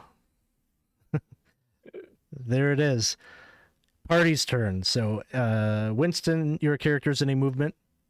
No movement. Moreen, your character's any movement? I'm going to try and. So I'm not engaged at this point, right? I would not think so. You haven't hit anything with melee. Okay. Then I'm going to try and pull the petrified Kessie back away from the Reaper and see what happened. We got 2 rerolls that just came in. 2 rerolls that just came in. Okay, so you're going to so you'll be able to pull her like 10 feet away. Okay, so I'm pulling her 10 feet away. Adrian, any movement? I think Sir Joffrey just moves a little bit back to get the lay of the land and see what's going on here. 'Cause now he's got 2 in front of him, right? The one that attacked Kessie and the one that attacked Sir Joffrey. Yeah, I kind of picture he's kind of being pincered a little bit right now. He's like in a sandwich, if kind of in a flanking position between them. Cool. So let's go to any ranged attacks from Winston's characters. Lillibeth. I'm going to go ahead. I don't know why I would do this, though, because I know that will just add another thing to the room, from what I can tell. But I do have the silver-tipped arrow, so I'm going to think, okay, maybe this is worth a shot. Hope.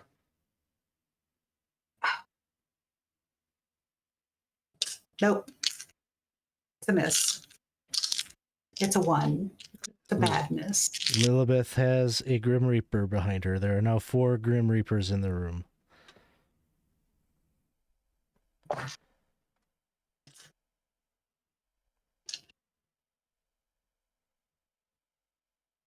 Our spells last. Yeah, I think so. Yes. No, mate. They would. The turn would be at the end. Got it. Adrian, any ranged from yours? No. All right. Winston, melee. Got it. So just Alfheim.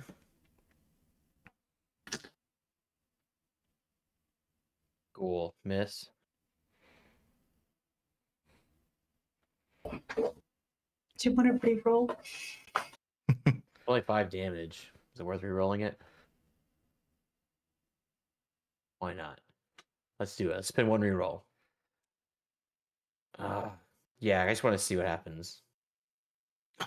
God dang it. What?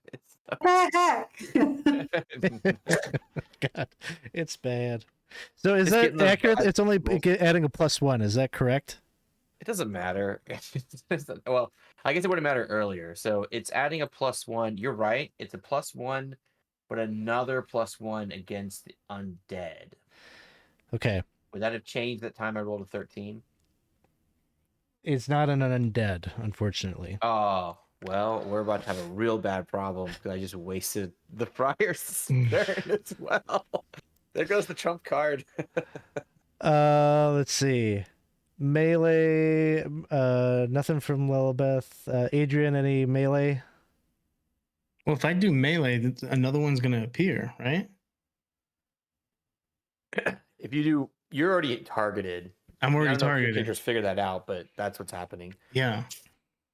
They're popping up whenever a new person decides to anger decides the to- Grim Reaper. Yeah.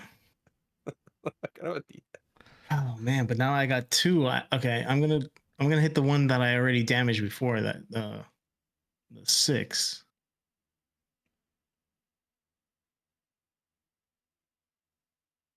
Let's do it. Okay, the 14? 14 hits and 5 points of damage. It is still up.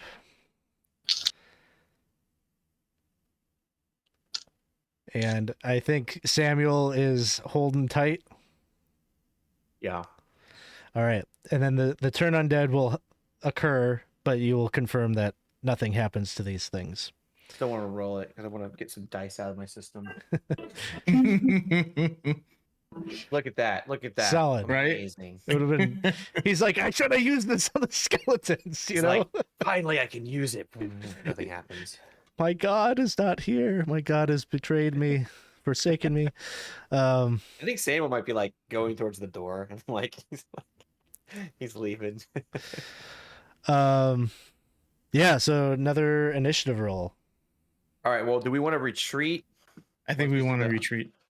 We I think want to we wanna retreat. We want to do a fighting retreat or whatever the exact rules are. Like, we're getting the hell out of here. We're gonna run out, and it's like, get to the sunlight. Maybe they don't like the sun. Sounds good. You want to win this initiative. Yep. All right, here we go. A 4. I also rolled a 4. Let's roll All right. again. The initiative off. I rolled a 4 again. Yes! And you win. Oh, So, we have a problem though. Keezy or God, I can't remember. Is it Keezy? Kezi? Kezi, thank you. Yes. Kezi's paralyzed. Because he is paralyzed and will slow down, Hypothetically.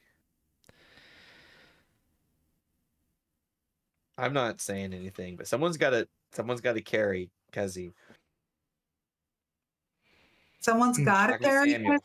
I was about to say, do we have to? Sorry. I mean, we got to make a decision quick. We're in the middle of a combat. Yeah. I would say to leave her. I would say to leave her. What would Lillibeth say? You know what Lillibeth would say. What would Joffrey say? Joffrey would leave her. He would leave her. Joffrey would leave her, yeah. Joffrey, the lesson's like, I'm out of here. Yeah. I think the friar, I don't know the friar enough. For the friar, leave her. I mean, we're terrified. We're running, right? Yeah, this is fucked up. Well, Lillibeth likes Kezi, but she doesn't know it's not the same thing. And I pulled her out of the way, and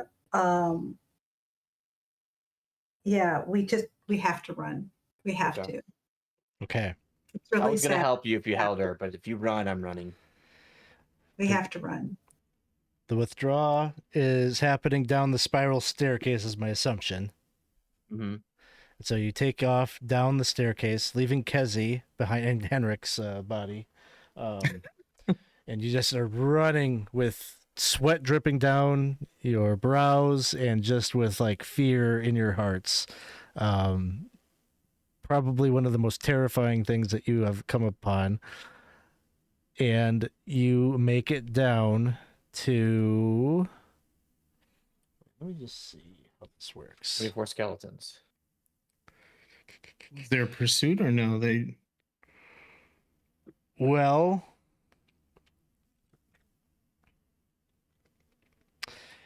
they are, for a moment, like you look back, right? Like you can kind of see that they are slowly following behind. It's kind of like Resident Evil 2, and you've got like, Nemesis is chasing you around or whatever. But doing so very slowly, like no urgency or hurry to catch up to you. But that almost makes it worse. They're going to follow us to the inn. We're going to wake up. Are they... Be running fucking tell us. Question, so they're not just sticking with their so-called person, all of them are following us? Well, you're leaving, so like you don't really, I mean, you're not really sticking around to see their behavior. You notice that they're kind of drifting after you, sort of, but almost immediately you're in the spiral staircase and you're not going to be able to see them. But you get the sense that they are kind of drifting towards you as you're leaving. But that's probably good to not know. the one that killed Kezi. Or is going to kill Kezi. Oh yeah, it's like scythe in the air. Oh, shink! Oh no, Kezi. No. You see it happening before you leave. It makes It it. was 1 month from retiring her contract. Yep. Next time Chris plays, he's gonna be like, "Where's Kezi at?" And he's gonna be like, "We still had 3 weeks. You couldn't have waited to get her killed. Like, did you get her coin purse before you left?" That shit's petrified. Let's see, Nathan. I came back in to them being in trouble, and I bought a reroll. Minor deaths or something else. So we had Kezi was a hireling that has been around for God knows how many sessions. She is dead, and Adrian's character Henrick is dead. Yeah, this is Henrick's third session. We could have probably saved Kezi too, but in retrospect, No, I think more of us would have gotten killed. they moved sure. slow, but Yeah. it would have been. It's fine. We had to make a judgment call in the moment. That's the spirit of the game. Yeah, in the moment, yeah. Oh, terrible, Kezi. And So- where's Samuel? What's his deal? I would say I don't think he Or did he- I don't think he came down. I don't think he came down. He He has- stayed up there with the. But they're not after him. Oh, that's it. So I've advanced a turn, and I'm going to say you, after the run or the withdrawal, you are right here. You run past the mess hall with the skeletons who all stop as you like they stop singing and everything as they see you guys like kind of running for your lives through the mess hall, and they just like watch as you pass through. They don't get up or anything, but they go back Thank to God. talking and gossiping about what the hell's wrong with those fleshies. So as soon as we get into the courtyard, I'm going to turn, and I'm with a lot of room. Like I'm not gonna be right in the door. Like maybe like 20 feet from the door. I'm gonna watch, and I want to see if the Grim Reapers come through the door, because my impression is that we can outrun them. Maybe more than 20 feet. Let's say 60 feet. 60 feet. Somewhere over here. Okay. Somewhere within one turn away. Oh, to this courtyard, to this one out here in the front. Okay. Yeah, because basically what I'm worried about is that they're gonna follow us until they kill us for the rest of our lives. That's what I'm a little bit nervous about. I just gave the DM an idea if that wasn't the plan, but Well, our names were in the book, so I mean, I think know. that's something that we would. Kezi's name wasn't in the book, or maybe did it appear there as soon as she did that? Who knows? that's a fair point. We probably should have destroyed the book, but I was scared that would do something worse. He just smiles. Another turn passes. You don't see them emerge from the castle. You're out of breath. A turn is 10 minutes, or no? Turn is 10 minutes, yeah. Okay, so after 10 minutes, Oh, and I probably wouldn't have been using the lantern. wow. Okay. Well, And it's like that went. middle of the morning. Bright light outside. Stark contrast to everything that just happened. The harrowing undeath that is inside the darkened halls of Castle Xyntillan. But you're out here huffing and puffing, and no sign of the Grim Reapers. So how was everyone damaged? Like who? I got hit. Did anyone else get hit? And I didn't even No. Is anyone hurt? Anyone hurt? No, I'm good. Sir Joffrey's fine. Pit. Search always good. Let us never speak of this day again. Henrick, I can't believe it. He was a bit of a what's the term I'm looking for? A bit of a cad, but I loved him like a brother. He did have those visions. And he had the visions, and they led him to ruin, and no other reason. Was the Anyone's fault. statue of the cold prince that was the herald of his death. Mhm. I really Yeah, do 'cause- feel extraordinary guilt that I was just being funny and doomed you. But you know what? Here's how I'm going to justify it for my own guilt. You probably would have tried to help me fight the Reaper, and then it would have Yeah. spawned a Reaper. So that's Right. how I'll feel better about it. So I'm so sorry. Well, I mean, should we? We have to go back inside, but I finding these rubies, not rubies. Sorry, these red stone eyes. That's- I'm a bit nervous Go that if we- by the library. I mean, can we even go up the staircase again to get there? I'm a bit nervous that if we try to, we'll have to deal with the Reapers. And unfortunately, there's at least 3. One for Joffrey, one for me, one for Lillibeth. And we're the only ones that can fight them because otherwise we would incur more. It's a bit tricky how to address that. If only we had something that would ward off death.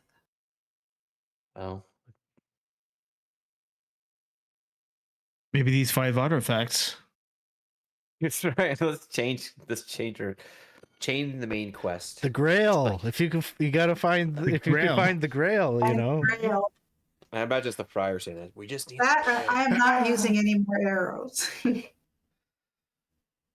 because Well- Sir Joffrey's also after the artifacts, right? Yeah. Yeah.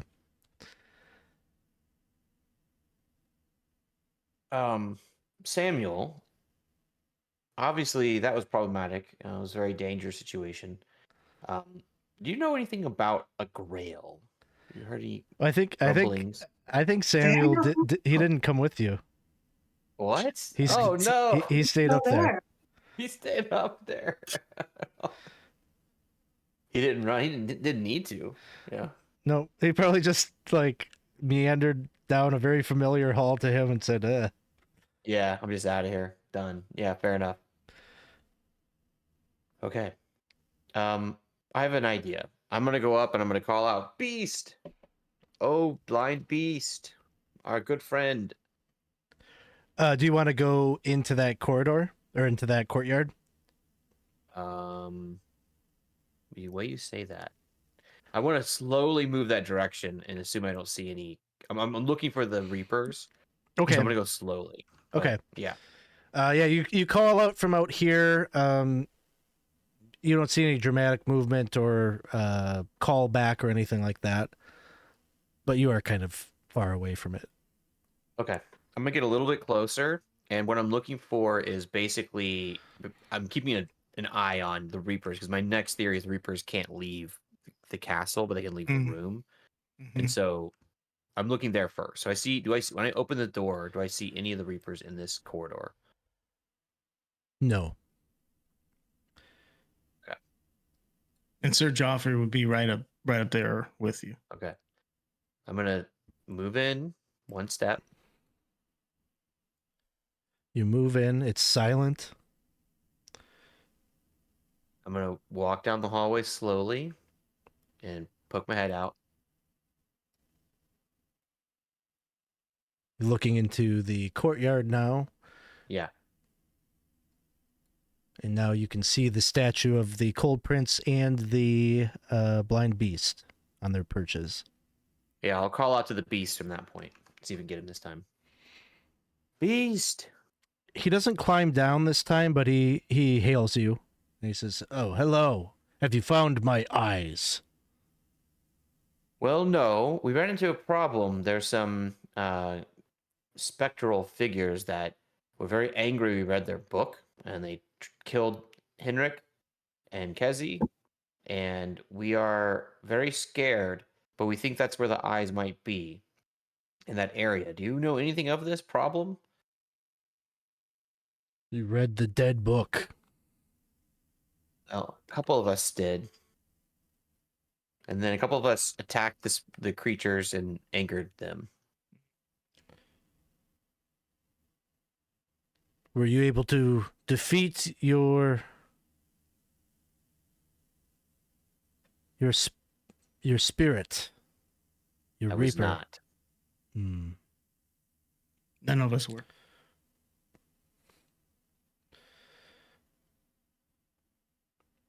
If you could, you might earn the respect of death. And what would that do for us? If you could gain the favor of the Grim Reaper of death, he might just let a few of them go, if you know what I mean. But a few of the Reapers No. or a few of our deaths go. He doesn't have to collect all the time. He's very busy. I see. But the problem is, we have to defeat them in one-on-one combat. It's quite challenging to do that. It's true. What if we... Now, let me ask you this, and you may not know this, but we've already angered the Reapers. They're already after us, assuming that they're still chasing us. Sir Joffrey the Lesser here, and I, and Lillibeth, if we all three of us killed one Reaper, do you think that would be like, would more? Do we have to do it? Do you think we have to do it one-on-one, or do you think we can team up on them? I guess is what I'm asking.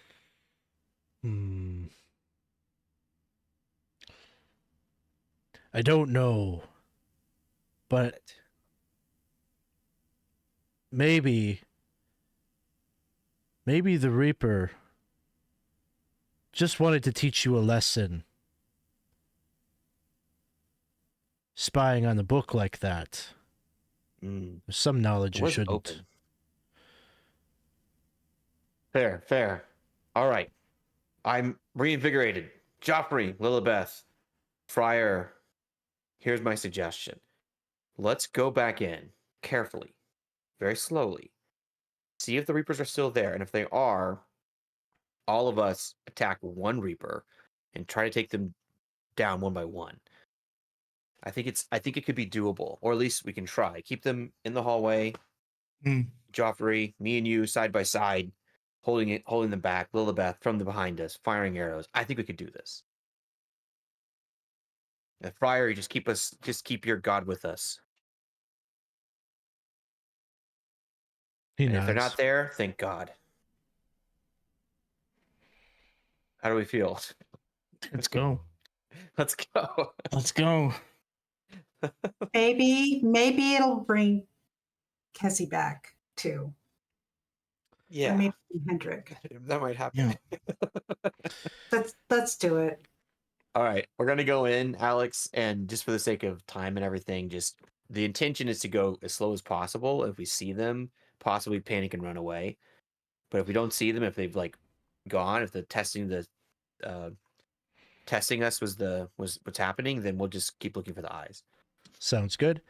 It is turn 6, so you would need to spend 10 minutes resting, but we can probably say during the conversation with the beast and everything, that's what happened there.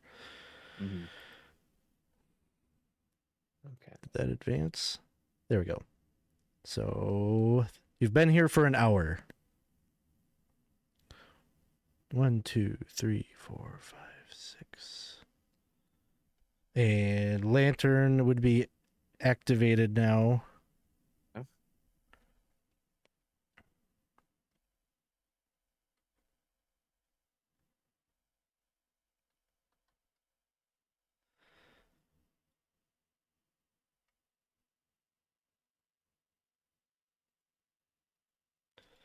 If you're going slowly and you're checking for traps and everything like that, it takes you 30 minutes to get back.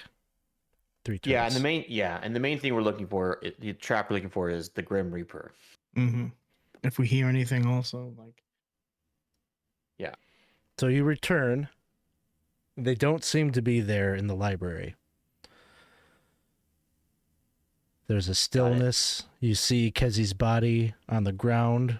Big sanguine stain on the wooden floor. Henrick's body can be seen on the upper level, laying prone on the ground.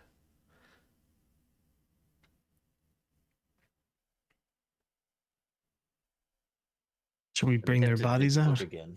I'm gonna. No. No, I mean, we can't just leave her here. Can't just leave him here either. How will death respect us if we don't respect death back? I think it's a fair point. Why don't we take a look through this library like we originally don't look at any books anymore, but let's look at the shelves. Yeah. And see if we see the eyes. Mm-hmm. And if we don't, I think we can take the bodies back and regroup. Yeah. All right, so you all kind of are spreading out, looking through the shelves, pulling books out from their spaces, and just searching the entire place. Yeah, carefully. And maybe basically I'm starting with like, are the eyes just sitting on a shelf more or less? Like hopefully Right. they're just displayed, prominently. Okay, is it more of a visual inspection of the room versus a like? Okay, We're not first visual inspection. First visual, and then more.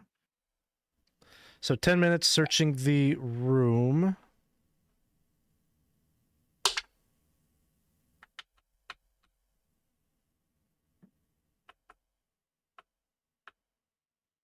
Yeah, and I'm just looking at each shelf, very specifically looking for the two eyes, but also anything that looks interesting, like any boxes, any books that look interesting. There might be big books that might have something hidden inside them, At some point, Silver, as you maybe are searching around on the upper level, taking good care to not touch that book or be anywhere near it. You hear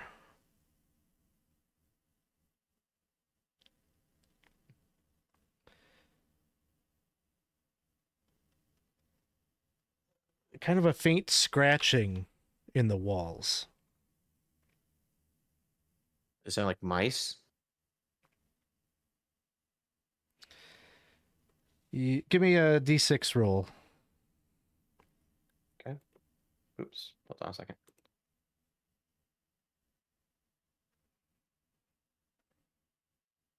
Four. Hard to My say. Okay. I hear some faint scratching. Could be a creature, but with our luck, it's probably someone who's been buried behind the walls. So Joffrey will head over there too and give it a listen. Okay, go ahead and roll a D6. I think you want a 1 or a 2. 3. You hear the scratching. Hard to say what it is, but it's definitely coming from like the walls behind, like there's a bookshelf in front of the wall. Shall we move the bookshelf out of the way? Sure. But wait, but those red stones wouldn't be scratching at anything. Surely true, but it is interesting. Okay, well then here, help me move this bookcase out of the way. That's what I'm motivated by. I'm a character that wants to do epic quests, so it fits. So yeah, we're gonna try to move the bookshelf, Alex. Thanks. Easily done with the two of you. It's quite heavy, but with two of you can move it enough that you can get access to the wall behind it. And the scratching is just Like behind the wall. louder. I'm gonna knock on it. The scratching stops, and then you just hear a knock back. I'll say, "Hello. Can you hear me?" Please. You need to get me out of here. Who are you? Well, My name is Girolamo. what's your last name? I'm a Melville. But I'm not like the others. I'm alive. They've trapped me in here. Please. Okay. How long have you been trapped in there? As best you can recollect. Maybe a month. Are they providing you water? I've been living off rats. Ah, Ugh. drinking their blood, I'm sure. Well, let's see. Are you locked behind a door? And I'm like gonna press on the wall. I'm trying to see if this is like secretly like a big metal door, or if it's like drywall that I can like punch my hand through. You find now that you've moved like the bookshelf out of the way, there's a definitely like a mechanism built into the wall that looks like it's a release for what is Yeah. probably a secret door here. Do you know Samuel? Samuel. The hunchback. Hunchback? Yes. Yes. Do you know him? I know him. Are you I've- kind to him? I don't really have a relationship with him. I've seen him with the Count. The Count? Yes.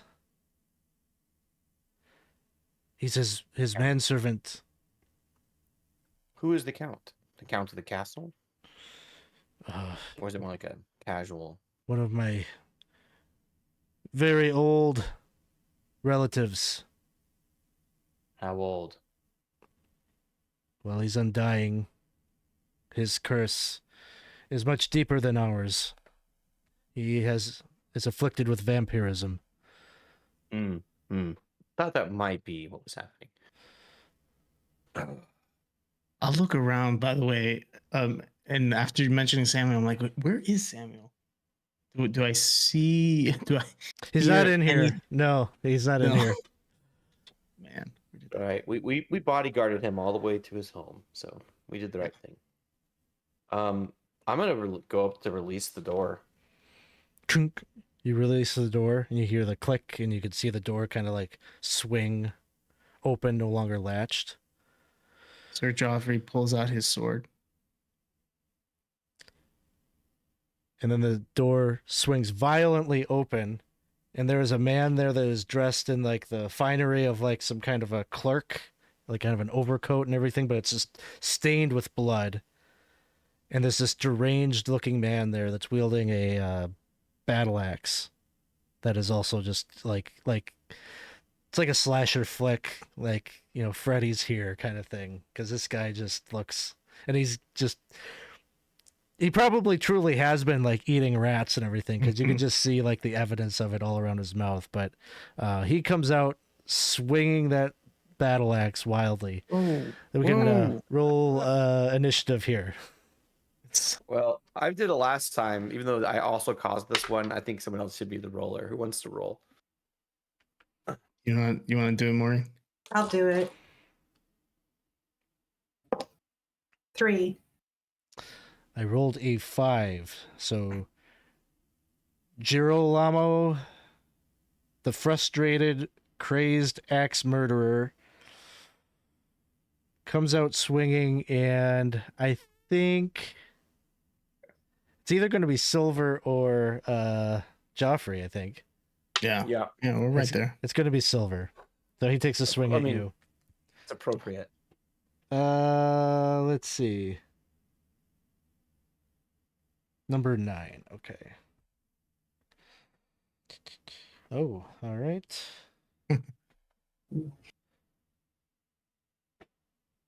HT.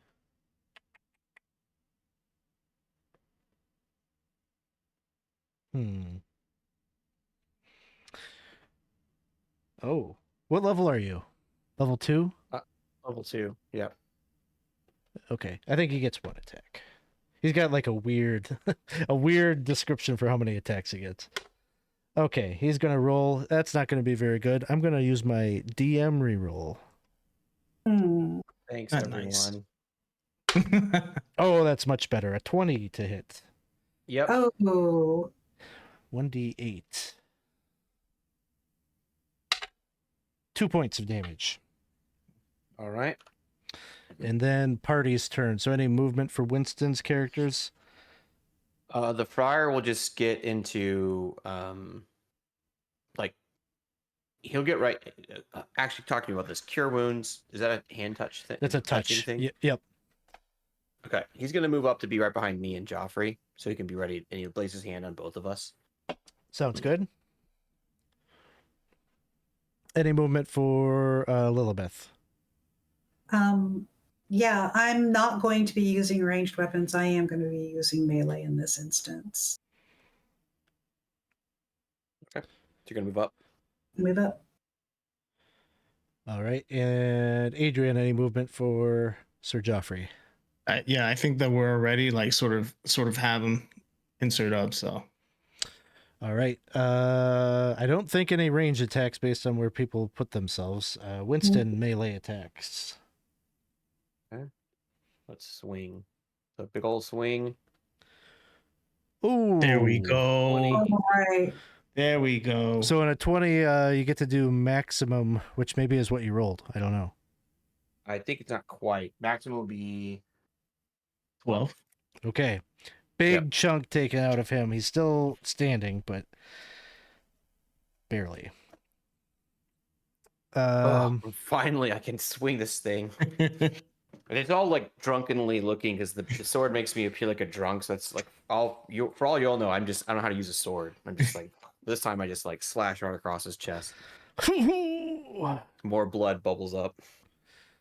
All right, Lillibeth moved up into melee. Okay, so here we go. 13. Hits. Oh, right. And it's 1d6, right? Are you using With the spear? No, I'm using Regal. Oh yeah, that's right.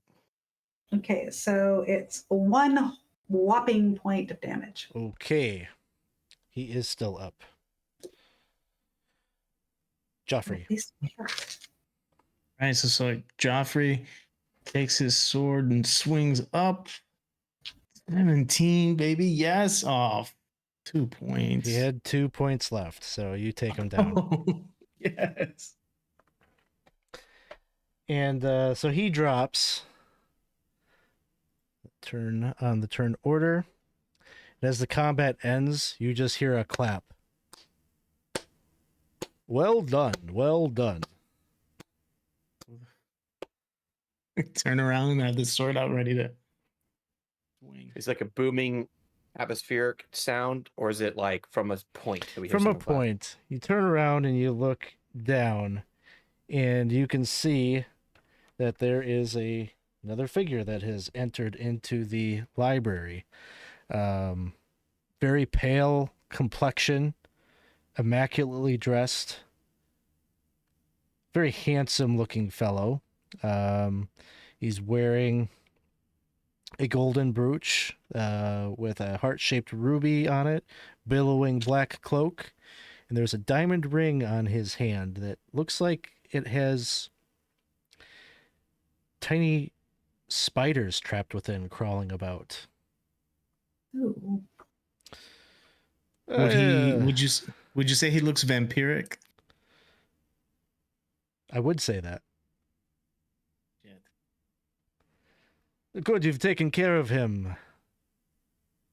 I was going to let him stew for a few more weeks before I did it myself, but The Have you count, I seen presume.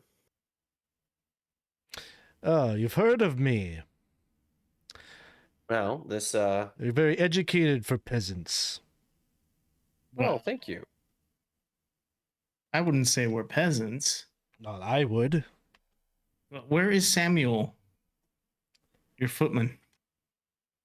You've seen him? Yes, we were protecting him.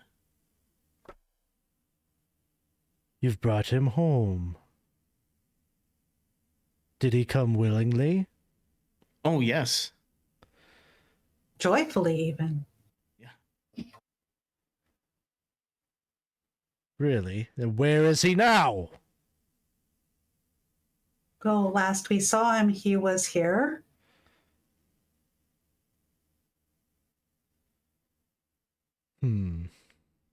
Perhaps we can come to an arrangement. You are We're really good here. at that. I am currently not angry with you.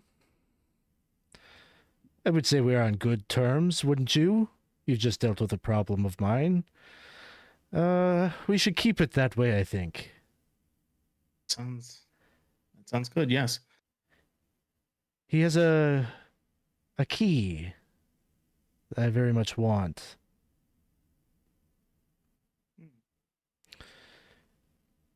Is this key. Yeah. Go ahead, Winston. Sorry. Oh, I was say, where did he get such a key? This key? Did he steal this key from you? Claims he found it in the lake. I'm mildly disappointed that his story checks out. Like, damn. Well, would you say that's true, Count? Or is that just some fanciful idea he came up with? I think it is true, and I think he means to keep it from me. I will not elaborate further. What is the connection between this castle and that beast in the lake? You ask him about the big chook. Yes. He says, there's no connection. That thing in the lake is even older than the Cold Prince. Hmm.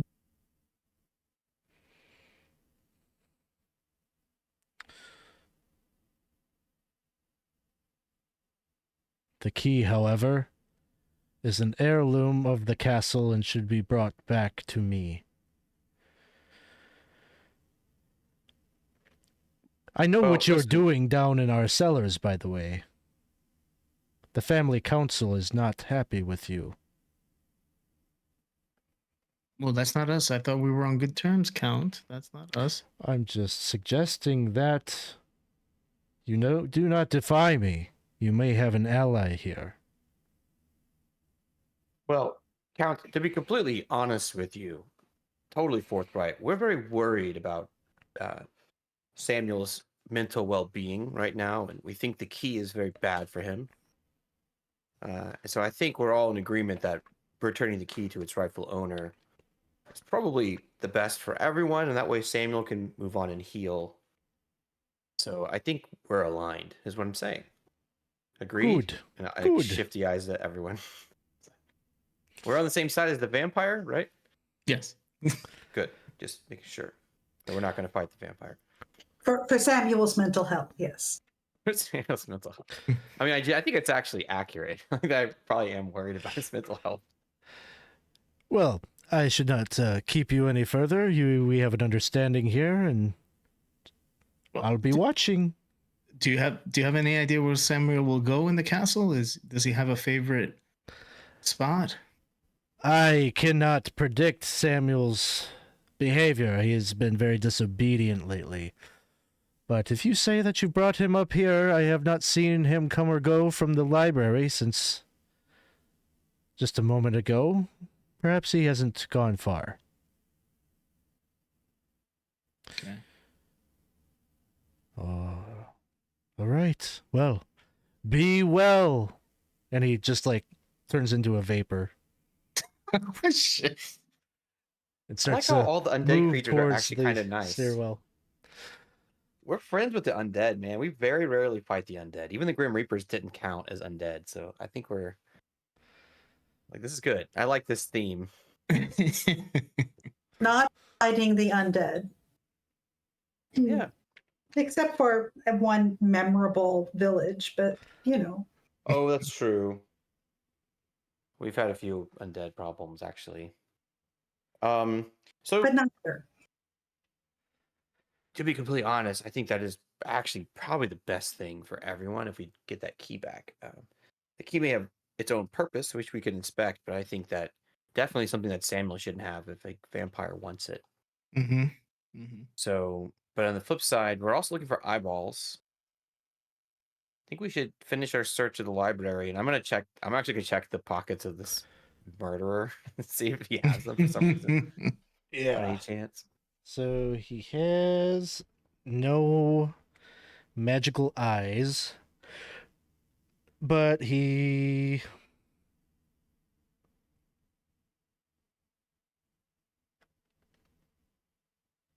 doesn't have anything he has no armor.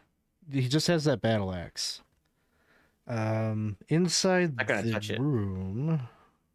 You don't want to touch the battle axe? I am not touching that battle axe. You can touch it if you want, Joffrey. No. Take off your armor first if you touch it. inside the little secret passage where he was trapped, you just find like pages upon pages of his old moldy stamp collection, Mhm. and that's it. Nothing of value, unfortunately. So you continue your search of the library, and you will find one notable thing that you find is an unlabeled booklet that's sequestered behind a row of musical works. These are symphonies that were penned by Ludwig von Schreck. And you find that there is a spell written on it, but I don't think any of you can identify that. Well, I can read scrolls. Is it like the equivalent of a scroll? We'll say yes. It is So- Irresistible Rondeau. So Ooh. I imagine somewhere at the back of this book is that spell. This is very clearly not a OSC It does take spell. me an hour to do that, though. I realize I should have said that Okay. before. So, do we want to take an hour for me to read the scroll? You just did, so I guess I just did. we're all still looking for the eyes while you're reading this. All right, I'm sitting in solitude for an hour, so that's 6 turns. Okay. Hope that this is okay. This worries me. In these 6 turns, do any of us find Samuel? Are you leaving the room while he's doing this? No. Okay. We only have 6 turns of oil left, by the way. That'll get us to 18. So you've been here for 3 hours now. Lunchtime almost. Okay. So Joffrey doesn't have anything in his inventory. He's like, I'm glad we didn't kill the two not brothers. I'm assuming they're brothers because our Joffrey and the Friar are brothers. I'm glad we didn't kill the Joffrey and Friar like alternate stand-in characters. No. Just Hendrick. Sorry, Hendrick. I'll go up to Henrick's body and get his torches and his stuff. Yeah, get all his stuff. He's got oil. I don't want to take Kessie's stuff. But You I have to guess arrange it in a boat and then, all around her corpse. And then we'll fire some nice arrows at stuff, it. though. I mean, We could place it in the courtyard where we found that horny ghost, that horny creature. And Do you let remember, it Alex? I forgot. destroy them? Yeah. Destroy the corpses? Well, it's like a little island out there. It's like a little. There's a little gazebo on it. Yeah. I think they deserve burials. Burials. I think so. Me too. So, I don't have any kind of idea about where they're going with what this spell is. I'm going to say it's like a charm person. Got it. Yep. And in the margin, there is something scribbled in the book. And it says, should the hunter hunted be, decipher this mystery.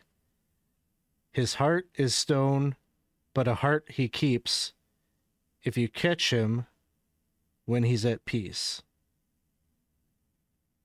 You guys talking about the gargoyles? I was about to say, yeah.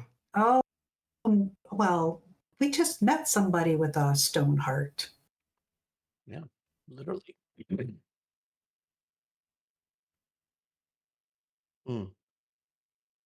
Interesting. Well, let's jot that down. Actually, is this a book or is this a page? Like that was just floating around? It's like a booklet, and then this, yeah, was written on a blank page on maybe towards the back of the songbook. So we'll just keep it. Yeah. Take it with us. I think think to it's study and important. think about. So I think if we're not finding the eyes, this is probably a good point to take the bodies back, ruminate on what we discovered, Yeah. look longingly at the Grim Reaper's book, but not at it, like just No. the direction of it. Do not. Do not. I All like right. the what if. Let's see. So your plan was to take it back to where were you taking the bodies? We're gonna take them all the way back to the tavern. It's Oh, like okay. and lick our wounds, I think. Sounds good. So you can do that. You'll go and get your crew and see how well they have done. Actually, this works out perfect. You've been here for 3 hours. Why don't each of you roll a d4? Got it. 2. Or And a 4. Awesome. So they did even better than the previous time. There have been 13 casks that have been pulled from the cellars, which I think brings the total. The other casks are currently being held at an empty warehouse somewhere down by the docks, which I'll have to figure out what rent is there at some point. But you got now in total 20 casks that have been pulled. So how many are left? that would leave, I believe there are 46 left. About 40.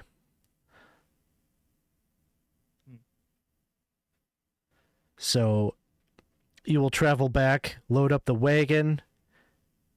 Unfortunately, have a couple of bodies in that wagon as well as you start to head your way back to Chook's Knob and probably get in contact with the father of the Church of the One True God there in town and have a little service. I'm sure the other characters like Thomas and Sir Joffrey and the Friar would want to be present, and they would pay their respects, especially to Kezi that they've known for a bit. And I'm horribly, horribly, horribly guilty and shamed at this point. I'll put my arm around you as I see you doing that and say, there was nothing we could have done. She would have been killed along with you. That we couldn't have saved her. I might have died as well. You know, Joffrey might have died. Like we did what we had to do to get out. I feel awful, but sometimes those things happen. I've lost several companions in my lifetime. It's never easy. Yes, we lost. It's not the same. I mean, it's not the same. If it were you, it would be different. It would be, and it was different when we lost our other companion as well. But we keep. Oh, anyway, this place.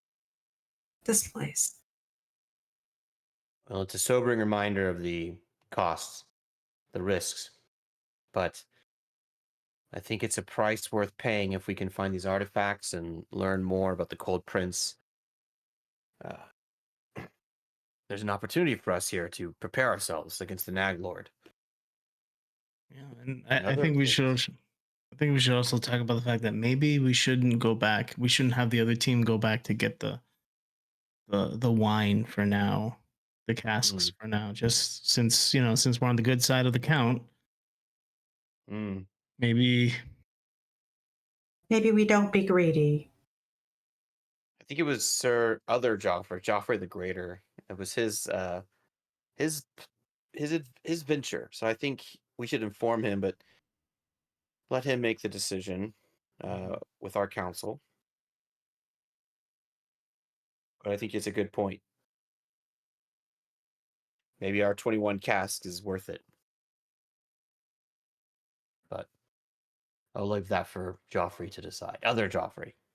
Joffrey. He's the other Joffrey. You're the real Joffrey. Yeah. the Friar would be like, "No, you're the idiot, Joffrey. You're the worser, the lesser. All of these names." Worse or lesser. It's like the same dynamic. It's the exact same Because dynamic. you could almost say brother. Yep. Well, awesome. I think Is there anything else that the characters need to do while they're in town before we close out the gameplay? I think one of us, or whoever, who was the other character that would go to the cat's meow? I was going to say Thomas. one of us needs to go to the cat's meow and let them know that. Let them know, yeah, that Yes. Henrick is no more. I like how I willed that into canon. It's like that. It's like I kept saying You it. did. Well, that first episode, he Well, went. Topsy would go. Yeah, Topsy's got all Oh. sorts of friends at the Yeah. cat house. That's right. Cat house. That's what it was. The cat's meow. It was the cat house. Yeah. Yeah, I think that'll be the case. We would go do the loose ends, do the funerals and everything like that. So I think that would be the wrap up, and then we'd share what we found in the book. We'd share out to our companions. It's just the different things that we discovered. Awesome. Yes. Well, that will do it for us. Thanks everybody for playing. We made it work with a smaller group. The funny thing is you hit like the encounter where like the size of the group really doesn't matter for that encounter. It's how many times. No. So that was kind of perfect. Sorry, Oh, you Adrian, just had for twice. yes. Yeah, I'm sorry, Adrian. I know. Hey, I was. man. No problem. I'm a fairy. I'm a trickster. There's a little bit of trickster in the character. We probably don't have a ton of these Castle Xyntillan games happening in the more immediate term. I'll try to get at least one in July. I'm not making any promises on August if I'll get one in there, but Adrian, if you want to either continue to play Sir Joffrey the Lesser as a now a player character, or Sure. you want to play the Friar, or you want to invent a new character, whatever you like, for the remainder is good with me. I guess Sir Joffrey's a good option. He's level 3. You get to be level 3 right away. So Level 3 and the lesser in with another Joffrey too. I don't know. Please. It'll be fun. So if you want to like grab these stats and like make your own character sheet or do whatever you want to like make it your character, I'm totally good with that. So I guess we'll wrap up. We usually do a little bit of gratitude at the end where we share with fellow players something that they did or a moment or whatever that really allowed us to have a lot of fun. So I will kind of leave it to you all to whoever wants to start. I'll do the obvious gratitude for Adrian letting his character die in style and taking it in stride and picking up a new character. Like that's the spirit of the OSC and the spirit of Dolmenwood and everything. So like the retro game. So I somewhat envy you because I love dying. So I was like, wow, that was cool. He got to die in a death saving throw. That's so fun. But Yeah. but anyways, I know that sucks to have your character die and everything going on, but you did a great job of just making it fun and not getting frustrated, and like that was really good. I appreciate that. Lots of gratitude. And actually, I was gonna say that your move of saying that that Henrick's name was in there, I thought that was like awesome. That was really awesome. Don't give me gratitude for that. No, because that was like you said, that was in character. That's what that Silver would do. And so yeah. And also for Moreen, really struggling whether or not to take Kezi. That was really a nice moment too. That was good. Yeah, well, I have to say my gratitude it echoes very, very much what Winston just said, that Adrian, you really stepped into this whole spirit of this kind of game by dying gracefully, not begging to be saved, just saying, okay, done, and moving straight into a new character.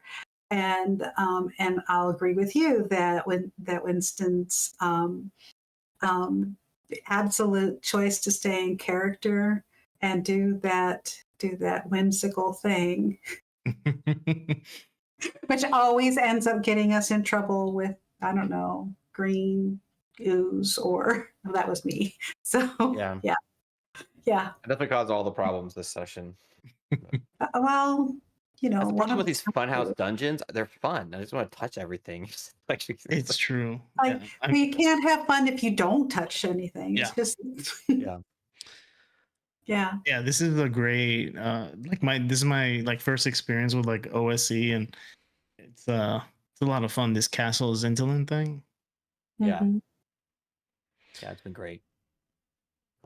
Yeah, it feels a shame to be like kind of saying goodbye to it after we have only been through a handful of rooms, but like literally, like you could, you see these maps, right? Like, Yes, it's like you the could- rest of our lives. this could be years and years of wandering around in these rooms. So, I don't know. We'll probably, even if we do leave here, I'm sure we'll revisit it at some point, maybe. And I've been marking down like which of the Malevals are still alive, which ones have been destroyed. So like it could have a kind of a legacy kind of thing. Where we might have people, even if I run it like at my table, like with totally unrelated players, I'll probably always keep this as like these things happened, and like the castle is this way because somebody came through here and touched these things or killed these things or read these books and got themselves disintegrated or whatever it is.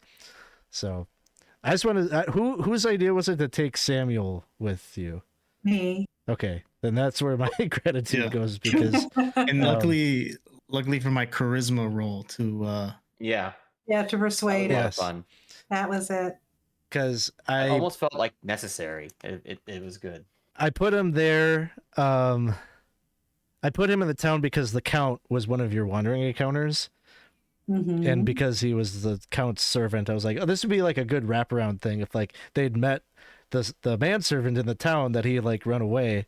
But then when you guys were like, oh, he should come with us, I was like, okay, like that could still work. Like he's like kind of with them. He'll wander away at some point, and then they'll be like, ah, fuck, we gotta go find him.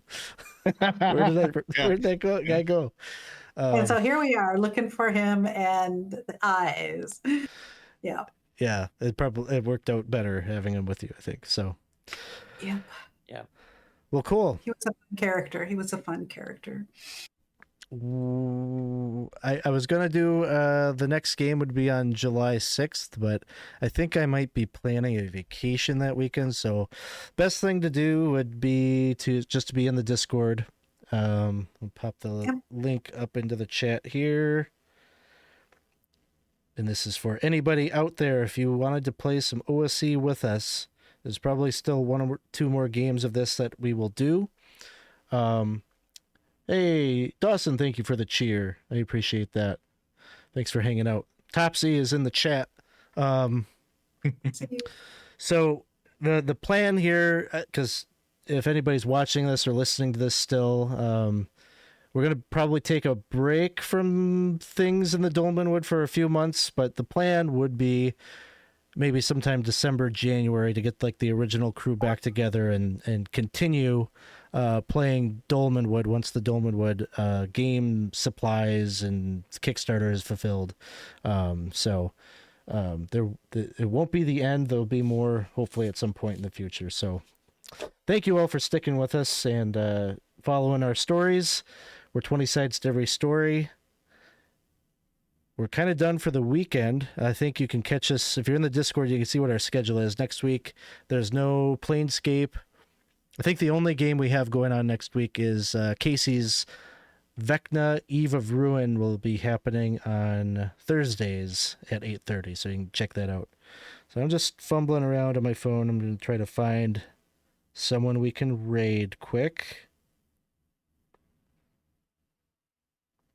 Oh yeah, and also if anybody wants to run any games in the Discord, you can do that too. You don't have to stream it or anything like that. We can just do that. I ran Delta Green here for Alex was one of the players. We had a lot of fun. It was amazing. And, yeah, I definitely want to run some Delta Green in the Discord. So if anybody's interested, hit me up. I'm Sundance Kid 007. Awesome. Thanks, Adrian. Thanks, everybody. We're going to throw a raid to the Initiative League, see what they're up to, and say good night. Bye, everyone. We'll see you next time.